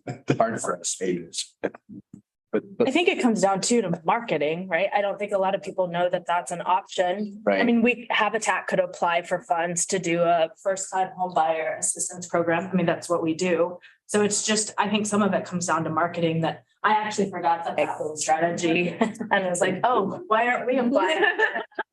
But I mean, I think that's part of it. But as a Like those are the things that people don't even know. So I think the question though is, or to me, a fundamental question in that is the AHAB interested in funding owner occupied units where the community investment may leave with that owner? So first time home buyer programs are not in trust, for example. someone can move Unless in. they Sometimes apply get through administered tenant stuff. without us and have for years, maybe poorly. Yeah. But I think, I suggest we not. but I think this is talking about using housing trust funds. So the question is, to expand that. yeah. Yeah, my question is, there are people that don't even know that's available. And they may be willing to sign whatever to say if they leave that, it goes into the trust fund, but they don't even know the program's available. And for me, that's the issue. And the other caveat would be they would have to be income eligible. Well, yeah. Yeah. But they don't even know such a program is available. That's the issue. Is that our job? That's the question. Yes, it's our job Just for them to know that There there's a covers. program that they could access to So increase home ownership. am I hearing a possible strategy? Yeah. Absolutely. Yeah, Yeah. okay. What, So I just want to clarify, that would mean that the AHAB is adopting as an AHAB strategy to market a nonprofit program that's funded not through trust funds. Right. Oh, okay. I just want to make sure. I'm not sure. Could you say that again? I want to make sure that I'm trying to understand where we're going here. That the AHAB would adopt as a strategy for the AHAB a role of marketing nonprofit programs that are externally funded by other sources, not including affordable housing trust funds. If we adopt a strategy that says explore using housing trust funds to expand. If we say that we're going to use trust funds to expand this program, we are using housing trust funds to do that. so I think the question is, does the group want to do that? Because I think I'm not hearing consensus that we are. I don't think the group knows how to do that. Somebody has to tell us how to do that. I mean, you guys know what comes in front of you. You look at an application, you make a decision. How do we get involved with that? But if, You have more people apply for funding to use it for that program. By marketing that that's available. But, I kind of agree with Edith, which is why don't we put some of the money that we have available to a marketing campaign, which says all the things that we do and that we can do, but also identifies every other first-time home buyer for low income opportunity. I mean, I don't know why we would limit it to what we do. Because, we don't you don't have that many, endless money. I was just gonna say, you have very limited funds, so. Because we're just making the other money available, exposed. Well, We can bring so- in more federal and state dollars for the things we care about. I don't see why we wouldn't. Right, that's what I think. Did I capture what you were trying to say? Yeah, and we could use housing trust funds to expand that program. Yeah, in theory, we could add money to We it could. for individual use, but I think we're talking about mostly about just awareness and marketing. But if you add money to the housing trust funds, does the land go to the land trust ultimately? Are we capturing a long-term benefit for the community? I'm not sure I'm following any of this, but Circumstantially, yes, it goes through their programs. Yes, It doesn't. but if it doesn't. if it doesn't go through their program, Necessarily. If it went through a bank or through Habitat. Okay, Although. so we're trying to vote on, I'm thoroughly confused, I'm sorry. And I think that's why that's why it's been moved under tenants and homeowners and we just receive that annually. And then we work with buyers, like if somebody finds a house on the market and is already pre-qualified for their income and everything through us, they can bring that house on the market and say, I found this great house for $212,000, like, and it works for me. Can we do this? And then we'll work with them and see if there's any hiccups in the process and the inspection and all that. But they don't, there isn't a way right now for an individual who wouldn't go through us, who wouldn't place the land permanently in trust to access first-time home buyer funds unless they're a veteran or some other. Is there more, Not CDBG. is there more potential money available to the community if others were to apply, or would it compete for the funds you all already received? I think we're just splitting what is already existing. Yeah. That's why we don't apply. Okay. Homeowner assistance funds, because tenants is already doing it. Okay. So why would we divide that pot? It's the same dollar. Yeah. It's the same dollar, yeah. Okay, so it wouldn't unless you all are wanting to use housing trust funds for it. It sounds like there isn't more dollars available from federal funding to support this. And I think the other thing would be is that we're kind of already doing that from a different angle. If we build a new house and it's subsidized, we're already creating that first-time home buyer subsidy in a house, even though they're not saying, it's not being said like, this is the first-time home buyer subsidy, and it's not even specific to them being first time. But if someone is buying that way, we're using AHAP money to create a similar scenario. Is that? Yeah. Okay. Same. So am I hearing that perhaps this isn't a top priority, but maybe if in the future there's like an abundance of resources, it can be considered whether you all wanted to explore this? Yeah. Am I hearing maybe don't include it right now? There's never going to be an abundance of money. Sorry. I'm just saying for right now, it sounds like maybe don't include it. Yes. Yeah, okay. I'd love for us to concentrate on strategies that are implementable. And we'll try to move the needle. We're not going to capture everything. Strategies with the frosting of aspiration. Yeah. Something like that, because we get this, we could go on and on and on. I mean, there's 100. But can't part of our mission be making people aware of programs are available? Yeah, that's to them? the. I contend that there isn't a limited supply of that money. If 200 more people applied for first-time home buyers under your rules and programs, try to get funded. It's not X, is it? Yes, it's X based strictly on population and never. Okay, you can't tell me that they limit it out every year. Yeah. Really? We just get a fixed amount. You get a fixed amount that's based on the population. of your And you metropolitan spend area. it, and you spend spend it. You get it done, you get the job done. Well, and if we don't, it rolls over to the next year and we spend it the next year. Kind of asking if you're getting it done every year. I think just real quick, it just comes back to those things based on who's on the waiting list and then all these caveats of like what houses are available on the market. Oh, I understand there's all kinds of little. So I'm gonna go ahead and have us move on because we have a lot of stuff. So, Mark, you remember what Marcia said? if we can, what I'd like with the lens that Marty suggested of, feasibility, impact, aspiration, which of these strategies would you all like to commend that we discussed for inclusion? On occasion. So if we only have on the purples, we only have a couple dots on that, we're just keeping all of those or not? Not necessarily. Yeah, not necessarily. So that's a good point. It would be good to have strategies under every goal area. Can I suggest a framework? Are we looking at strategies for AHAB dollars and also strategies for AHAB voice and policy? Are those two separate things?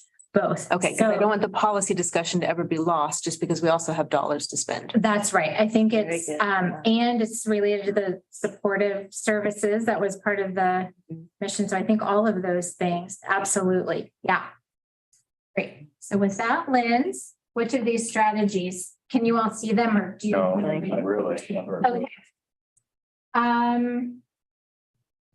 So we don't have any prioritized right now, under accessibility for folks with disabilities. So how about strategy? Two possibilities are a strategy around using housing trust funds to expand installation of accessibility modifications to all qualified housing units, not just rentals. And we have a possible strategy around exploring providing incentives or funding to retrofit existing units. That's fine. Yeah, keep those. Absolutely. Great. I like the policy one on that because we could somehow try to codify, if you're building an apartment unit over 50 units, you have to provide a certain percentage of something accessible. Because I mean, they do that for elevators. If you have more than 6 units and a multi-story, you have to have an elevator, period. It's code. Which one are you talking about? So I just that policy about I like the idea of codifying something that makes a requirement. You like codifying stuff, don't you? Well, I think it's Yeah. sustainable in it. Let's capture that. So There was. explore implementing a policy. I thought there was something in the code. If you build a certain number of units and a certain number have to be. I don't know. I don't know if there is. or not. There could be. Trent. And people do. But I don't. Yeah. But yeah, but you're under different. Regarding the code update. Because it has one about, Yes, where is that? So over here, isn't it? I would suggest anything that's about a code update. Code update, maybe I'm wrong, but I thought it was. No, you're right. It is. Because we could create a really long list of specific. And on the strategy. I can knock off several pages in just a little. And I had flagged about the Lawrence contractor licensing program and how that's knocked so many people out of the running that were otherwise part-timers that were very skilled. And this is the kind of work they would be doing is the accessibility kind of work. And that I think is problematic, but I don't hear other people talking about it. So I don't know if I'm the only one. Licensing challenges. Did I hear someone also repeal the insurance requirement? Part of the license get in it. Isn't the It's just general liability. Okay. So Yeah, but it's we hard and expensive to get I for guess, contract, for I guess it depends on individual what they do. contractors. Yeah. So we have included the one about looking at the code policy, and I've made a note that we'll make sure to include accessibility as part of what you all are looking at. Okay. Any other strategies around disability access? Can I just ask a question about that? If liability insurance is the major stumbling block, is there any room for the city to move in there and provide some umbrella type Yes. mechanism that would reduce the cost? Yes. They can reduce their requirements, which they will not do. I mean, the insurance, but I do know some about this. Okay, good. I mean, And depending upon what you do, it doesn't have to be brutally expensive, but what's expensive to some is not to others. I'm some the value. well, for $6,000 bathroom modification jobs, $6,000, where you widen the door and you put it in a rolling To be shower. licensed with the city, you have to have $1 million of general liability coverage. Okay. Okay, depending on what you're doing, that could cost $2,000 a year. That could cost $300 a year. So what's expensive? On if $6,000 is all you're doing, you can't afford to do the I project. mean, you do 2 or 3 of them a year for them. That's. Well, it also depends on the scope of work because electrical, plumbing, Right. they all have different licenses. I'm so sorry to interrupt, but we're You have to. really on a tight timeline. I want to make sure we get through. So this one is on supportive housing. We have consensus around partnerships for providing more housing for the homeless. And I think we have consensus here around building new community partnerships for easier supportive housing projects such as aging in place. Yeah. Okay. And then this one has several votes explore using housing trust funds to assist faith-based organizations in developing affordable housing. We change the homeless to houses. Thank you. And I put a caveat on there that I'm with sorry, houseless? No, is that what you said? Houseless? Okay. with the faith-based component, that there's something that shows that for that investment, that it would be permanently affordable housing. Yes. That sound good to folks? The caveat? Did you have a thought? In terms of AHAB dollars, I think the permanent affordability is important. In terms of like overall talking about affordable housing, I think there's a role for affordability that then hits the market and people take that income with them. In this case, I'm not sure I understand the connection between the faith-based organization and the developing permanent affordable housing. That it would have to go into the land trust, because some of the discussions with churches in particular has been that they are still owning the land and then hosting the affordable housing there, which means it's not in the land trust. It's affordable so long as the church still is viable and owns that property, but it's not permanent. So permanent's a long time. Yeah, that's true. Maybe there's a term on it. I mean, just something that defines, I mean, I had that same thought about the accessibility improvements, that it's like, if we spend $10,000 making somebody's house accessible and then they sell it 6 months later, is there a restriction on that where if they don't keep the house for 5 years, we recapture that back? That's something I agree with that. We It can is, restrict okay. it on the deed like we do with other Restrict things. the deed. Yeah. But Karen, I agree with you, that's tricky there. I mean, if it's not going into the land trust, then I'm not necessarily, wild about this potential linkage between faith-based organizations and they have funding. They have a lot of land. Sitting on a lot of land, and I think they're interested. You're right. And I think they offer, I say this because I've had a lot of discussions, in particular, this kind of supportive housing light, like we need community in order to stay housed. They don't necessarily need professional help on all levels. But I think that's a space where faith communities could be viable and helpful. And they're offering something that we are not and our dollars are not. So I think that is why I want to leave those. They're landholders. Why wouldn't we entertain them in the game? I'll also say that with Family Promise and the network we work with, which is a lot of faith-based communities, help with our volunteer pool and hosting.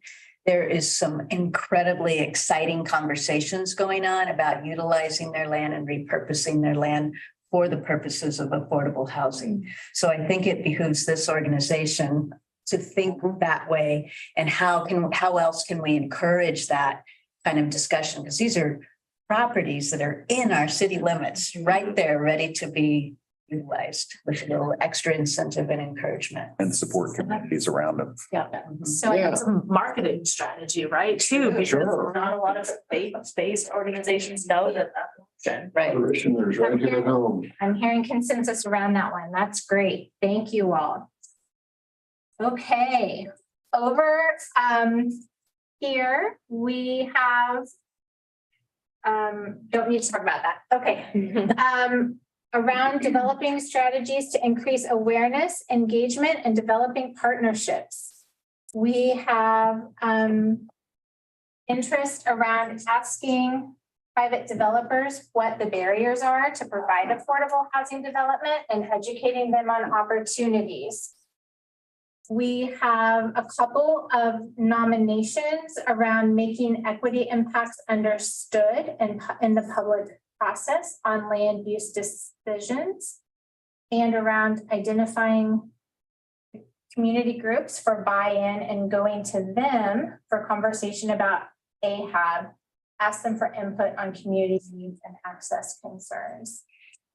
I know one of those was very confusing, and that was mine that you read just now. And that was about how in the planning process, if we're not talking about what's the opportunity cost of this decision, so who benefits or who loses if we make a certain decision on land use. And usually that's the neighborhood comes in and protects my backyard, and we don't have a way to give decision makers, planning commission, which are all volunteers, and also city and county commissioners, kind of that background dialogue about why almost all land use decisions are equity decisions. So somebody loses out if we say no to this, who's harmed? And just bringing that to every part of the discussion so that it's not just about, well, this neighborhood doesn't want it, and that's a really loud voice. We have to have a reason to push back against that.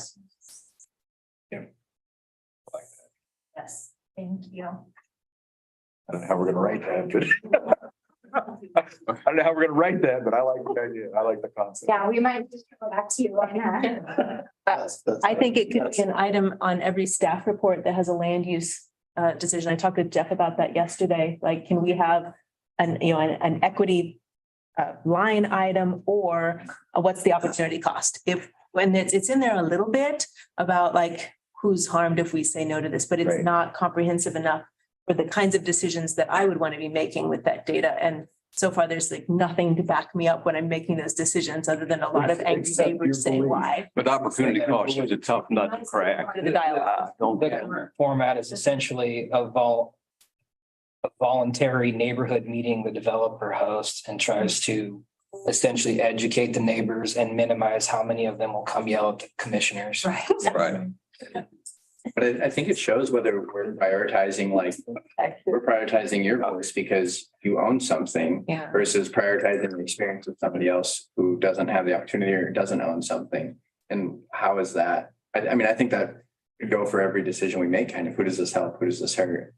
How? So. When the neighborhood gets notified, but the neighborhood are the ones that already have houses and services and infrastructure, and the people that are not notified are the ones that might benefit from the decision. Right, right. Great, thank you. Are there any? Can I just say a yeah, little bit more please. along those lines? So in the conversation that we've been having about readjusting our application of a process, Sarah, Monty, Leah, and I are on that. We will take these strategies and make sure our wording in the application matches this. So we can be very intentional if a strategy like that is in there in the wording in the application, right? That's the goal, to align our strategies and goals with the application. I think by the time AHAB is involved with an application, those conversations are happening. I think all the market rate applications, just Right. general land use decisions, that's where They're gone. the discussion isn't had. Yeah. So we do have kind of a catch-all strategy around developing a plan for the ongoing public relations and community engagement.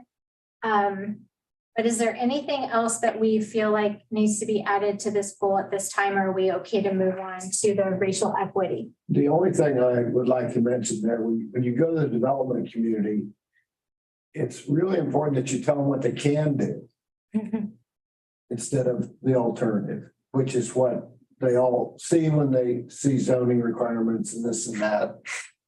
So we have to be intentional about what we want and what we want them to get. What should they get excited about? So we got to sell it Yeah, that's great. because they don't really want to go out with us.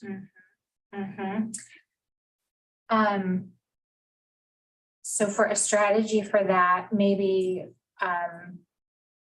Well, I think it's a group discussion. Yeah. What do we want to offer? Yeah. I'm not talking about money. I'm just talking about the program. right, I think we have, developing what the barriers are, asking them Yes. what the barriers are, and that probably where that discussion might come. yeah, and educate them on our opportunity. Yeah, I think that's what I was trying to capture with Yeah, that yeah, comment. okay, perfect. And, but I appreciate your like framing it positively on what's possible. I think that's a good reminder. Okay, racial equity. So we have agreement already on the researching ways to address historical inequities that comply with the Fair Housing Act and around funding projects that prioritize embedding racial equity in real estate development and best practices. And around the training that we talked about. I think the ones that we haven't talked about yet are around moving them or embedding racial equity in real estate development and AHAB work. Setting aside funding for reparations initiatives. Utilization of local equity contractors such as equity and inclusion work group Director of Equity and Inclusion, who would detail parameters of the program so that our city can enact local measures. And then examining reports and local data outlining policies and practices that contributed to the marginalization of Black residents of Lawrence. Those are all mine, seriously. I absolutely can compound on more of those. I think the strategies and goals could absolutely include those connections we were talking about earlier. We have subject matter experts, people who are working, equity is thrown around, but there are people who are sweating equity in this work, who are moving those needles. So I think incorporating the equity in, I mentioned a few right there, and also utilizing our directive of equity inclusion in some of these decisions too, so that we can give and make sure that we're talking directly to people, making sure that we are taking the information from those who are leading the way in our community when it comes to equity. So I don't know if there's worthy a discussion on anything specific, but I don't know. I'll just stop talking because I don't know if there's questions about it or if we're talking still about making those strategies. But About simple things like having some of the established equity committees review the NOFA procedures and policies or the application, just filtering things through for a review from that kind of lens and having that strategy in our decisions. Something like that. I think Dana is suggesting the Capture some of that in that. having the established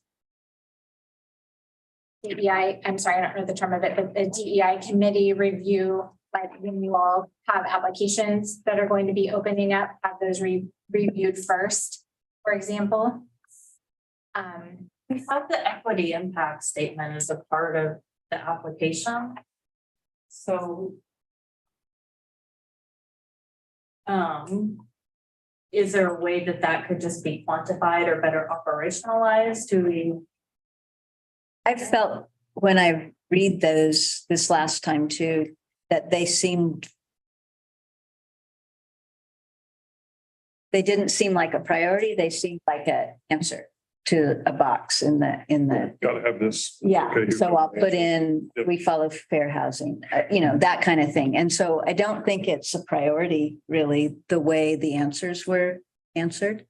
From all but maybe two. That may be a training and educational opportunity with developers or applicants. And kind of one of the pieces I had on there, are like lenders, like other people who work in the housing sphere, like how can we be proactive in that space to kind of help people recognize and where their biases are and help teach them, like instead of just, saying, well, they didn't give a good enough answer, this doesn't matter to them. But I think it does matter to people. They just don't necessarily know how to frame it until they're given some training. I also asked our housing and homelessness equity group to review the equity impact questions in our NOFO. Okay. For racial equity. Got some good feedback. Okay. from them. Oh, that's helpful. That's the kind of thing I was thinking of. Yeah. So I know probably for these last two goal areas, additional strategies are going to be under development, but I want to open space for if there's any that we know now that we definitely want to include that space is open to. So. Yeah. So I think my last note was the last one, and after having a little conversation, we're thinking about the school closures and how that really is having an impact on the value of homes and neighborhoods, especially in, lower income and more mixed neighborhoods. And should this group publicly comment and have input on things like that when we see things that could be impacting? I don't know, maybe I'm reaching out there, but call it out is one of the first things you have to do to identify something. So Is that an area we want to jump into? Because you think the school board doesn't know, or because, I mean, they're. I think they're not, I don't think it's on their radar as addressing. Oh, I do. I have. You think it I Yeah. don't have any students in those neighborhoods anymore. I get that. I believe me, I was on a committee that I just, did this for 12 years No, for different districts. it's just getting worse. No, I get that. Well, Yeah. it's iterative because the district, I think, has a strong opinion that the lack of affordable housing in Lawrence is what's driving families. Yeah, well, I think that's true. And I agree. it's true. Related. We're seeing the effects of the market rate issues that having an unhealthy real estate market are impacting the work we all do, especially the people that do this daily. I mean, Right. job is only getting harder because the market is underserved. And has anybody looked at what the mile radius is of some of those bigger schools they've created out west versus what? I mean, is it any farther if they close Pinckney, I guess, or? Well, you get to the point where your building is not in the area it serves. Right. Well, but That's ultimately where you get to. what So, I'm saying, is that any different than Langston, like the area? I Right. mean, do you is have a our longer? argument that, hey, you're disadvantaging the low income side of town because Langston Hughes, the farthest student lives X miles from it. And now Woodlawn or Sunset or one of those that student you lives Y miles from it. So you're right. I mean, because I understand what they're saying I is think the concentrations are a lot tighter. The further west you get. Of kids. Yeah. Oh, yeah. Specifically, Of not- Customers. Not how, kids, yeah.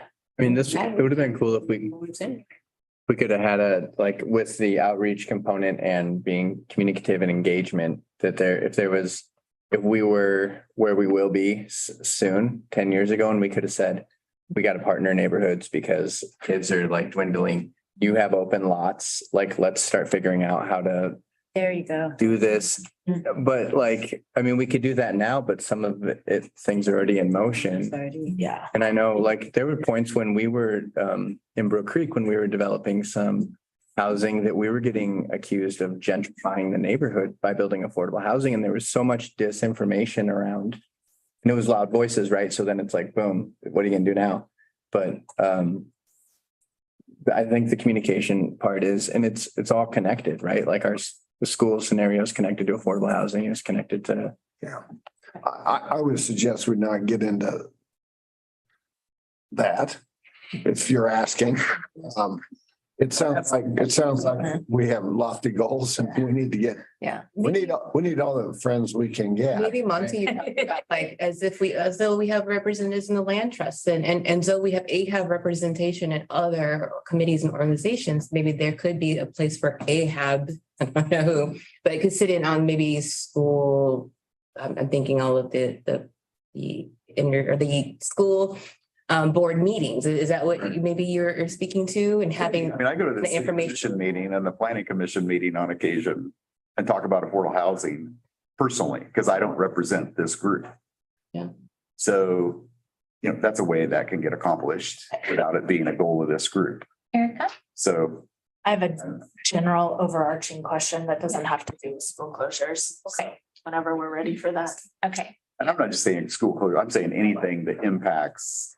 Well, I do think you That. raise an important question because there were elements throughout our conversation today about wanting this body to be involved in policy recommendations and, a voice in the community and a voice for equity. So I think the questions you're raising are good. I think it probably is. Oh, sorry. Well, my question is, affordable housing is not an isolated question. And so as this conversation continues about the schools, communities around us are building schools.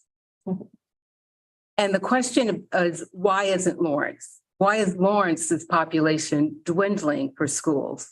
And you have to look at the cost of living here, the cost of school, cost of housing. Relative to wages. And who is asking that question in the midst of this? And And who is planning for that in the future? With the, are you guys talking, are people talking about that? Yes, we are. Yes. Yeah, in the affordable housing. I mean, but who is putting those two things together?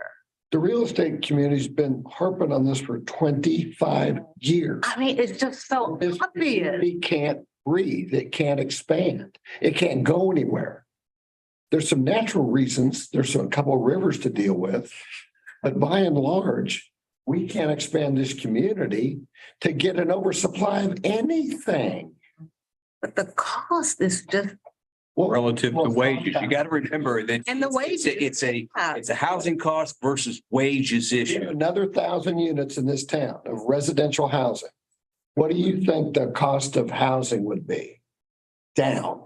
But who could buy them? Well, that's part of the issue. You can't divorce the two. I know. Here we go. Yeah, but the answer is never build less houses. No, I'm not saying that. I'm not saying that.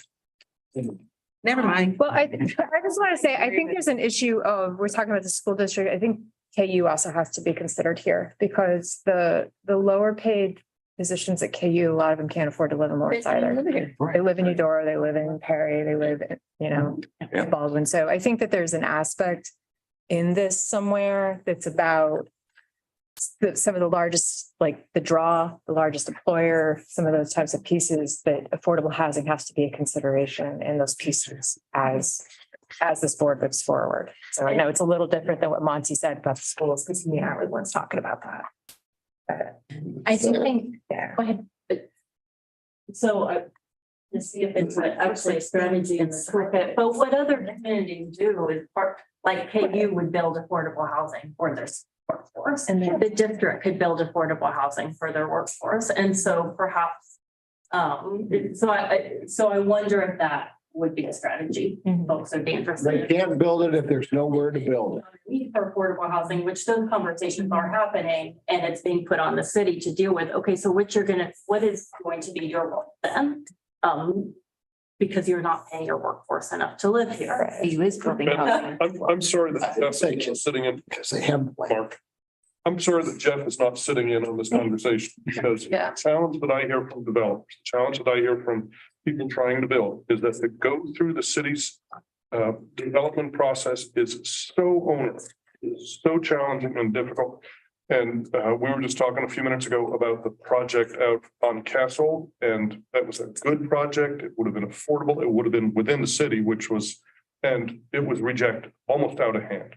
And that's a developer, that's somebody who's done a lot of really good work in Lawrence, and they are dismissed.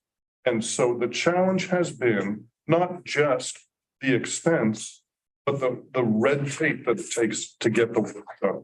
And I'd say that one in particular was political will. It wasn't the red tape that made it all the way to that level and we were rejected at the city commission. That's true. Because we weren't talking about if we say no to this, then who's harmed by that? And that's how we get the unaffordability.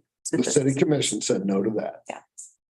Well, to expand on that, we're not even considering the annexation process, which is an entirely whole nother area that is longer. And in the code steering committee, they're talking about making almost all their changes are focused on updating the code to reflect the push for infill development and mixed use projects that Plan 2040 calls for. Completely ignores the annexation process and the fact that we have no development ready land outside of city limits. To make that worse, they're talking about adjusting the code requirements in the annexation process. We currently have a zoning called urban reserve, which essentially anyone who's annexing land brings it in as urban reserve, and then they iron out the details of the final zoning. If they take that away, it's only going to make it more costly because you're going to have to spend all the money of designing and engineering the land and getting the code or the land drawn up for its final use. That the barriers or the cost of developing are going to skyrocket. They're already astronomically high, and it's just going to make it harder. And until our community provides the infrastructure to cross K-10, we're at a standstill. And the city has been sitting back, acting like, well, we're going to focus on infill. And that's one way to look at it, but they're playing willful ignorance. They're pretending like that this isn't a community need that we need to grow and that we need to accept the fact that we're going to cross K10 at some point. The real estate market is operating on 1 month's supply. That's up from 3/4 of a month supply for the past year. It's less than that. It was at 14 days. It's not going to get any better anytime soon.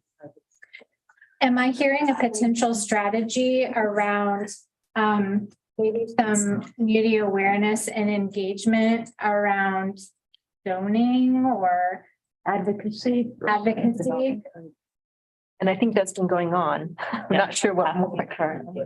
I mean, Not beginning to. Isn't that gonna be is that something you all want to explicitly speak to in your plan, or it's just a question? If not, that's okay. It's a good question. Is anybody gonna listen when we speak? It's a question. Well, with me, I'm enjoying all of this. agenda for next week? Yeah, I guess I think we ought to get busy and get as many units in this town as we can possibly get. I guess I want to focus on what we're doing. So I know we're That's running, opinion. coming close to our time, the end of our time together. We've made some really good progress. We have identified your priority goals for the next 5-year strategic plan. And we have identified a number of priority strategies. Some of the next steps will be getting this all in a form that can be shared back with you for further reflection. This will be, a document that will continue to be, in front of you. And of course, this is not the final version that we're leaving here today with. But I hope you feel really good about the progress that you've made together today. Before we kind of wrap things up, I want to ask, Leah, is there any unfinished business that you want to make sure that we cover today? Well, I think we will need to pick this up at a AHAB meeting. I didn't hear consensus necessarily around all the strategies. I think it would be good if we had a vote on them. And so I will work with Christina on getting these all typed up, and we can bring them back to an AHAB meeting and make sure that we're all in agreement. And So you put all of them in and the ones that Christina has starred, or I don't want to leave something off the table if. so include Maybe put the starred ones up at the top and then others. Leave us a mental picture, if you could, of what we were seeing today with either dots or numbers or something. okay. Just so we don't I need leave all of something that we I didn't need have all time of to them. discuss. To go through the process. No. I hear you. Would that be on the agenda for next week? Or is that- Agenda already, so we'll have to pick it up in April. Well, my question was, when I look at next week's agenda, you're talking about the 24 to 28 capital improvement plan and so forth and so on. And we're just to the goals and strategies here. So will that not be on next week's agenda? The CIP project? Well, anything having to do with 24 to 28 when we're not even completely clear on what the strategies are that. Well, what would you all like to do? Do you want to pick that up in April after there's agreement about the strategies, or do you want to discuss the CIP? So I think that we have a recommendation for how we might want to do the CIP project. Okay. So I'm wondering if they have an interested in hearing that. And then I'm counting on the experience of those that have been there before to guide me through that next week. That's what I'm counting. So don't let me down. Oh, I'm sorry. There were 2 CIP items. No, we are taking that one off. I'm so sorry. Holy cannoli. Okay. Yeah. Update the agenda and send it to. Yes, it has been updated to very fresh. Yeah. So we're discussing the CIP project that AHAB was already awarded, but we reached a time boundary for submitting an application for the next one. So we'll have to look forward to 2025 for the next AHAB CIP application. So I think Leah, just on the strategies and as like this all gets typed up, I do think on the one specific to racial equity, I think we need to educate ourselves significantly, which is where you would pull that toolkit up for just an online resource. So because I think what was shared here and that Christina added, I think is incredibly important for us to look at, but I also want to be able to do some more reading and some of the resources I know Christina has mentioned she could share. But I think as we want to develop our specific strategies for our community, we should see what other communities maybe have done specific to a goal such as that. So again, I think that's an April AHAB meeting conversation or review there in order to talk about it more, to be best informed, so we best position ourselves, if that makes some sense. And thank you for that too. I just got Shannon Ori's email too, and I'd be happy to kind of share resources as they come to me. And I offer you guys the same to utilize the help that the Housing Authority and other people who are part of the coalitions that we've been working with, even with the applicants. There's lots of little cooperatives too, and people that you can talk to. Kincaid did it. I can just like name some people, and they're just like masterminds of all the housing things and equity initiatives. And other communities and counties have done the same work that are similar to ours, and we can always make it. That's what we're looking at doing. So I can share those out with others, and Leah has a lot of other toolkits to share. So definitely, is there maybe a stockpile of these resources do we have that we can like collect and maybe look at and refer to, like when we're doing some research, that would be helpful to create like a Google Doc and capture all of those Like a library of resources. options. Sure. I do. It's asking, I don't know if it's going to be expanding your work scope, Leah, but I'm thinking people are asking for resources, and I think to make them accessible would be really great for this group. So I would love for us to take the last few minutes, and if we could just go around in closing and maybe share a one-word reflection on how we're feeling about the work ahead. Here, come on first. Overwhelmed.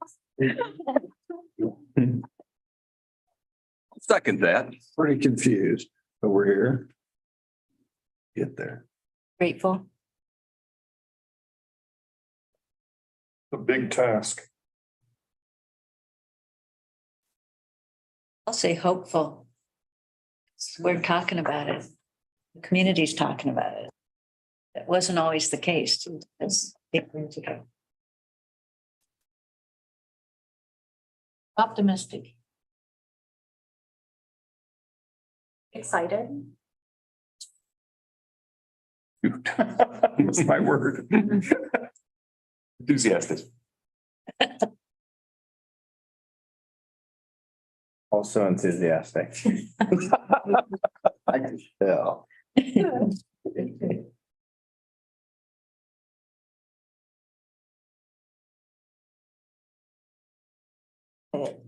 Thrilled. We're gonna get skeptical. Terrified might be better. Terrified. Grateful for their new voices. I was just thinking overwhelmed, but great to be in person. I would say that too. Yeah. Just to see people here. So.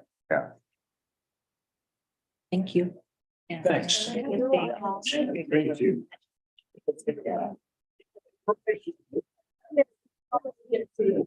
Quote.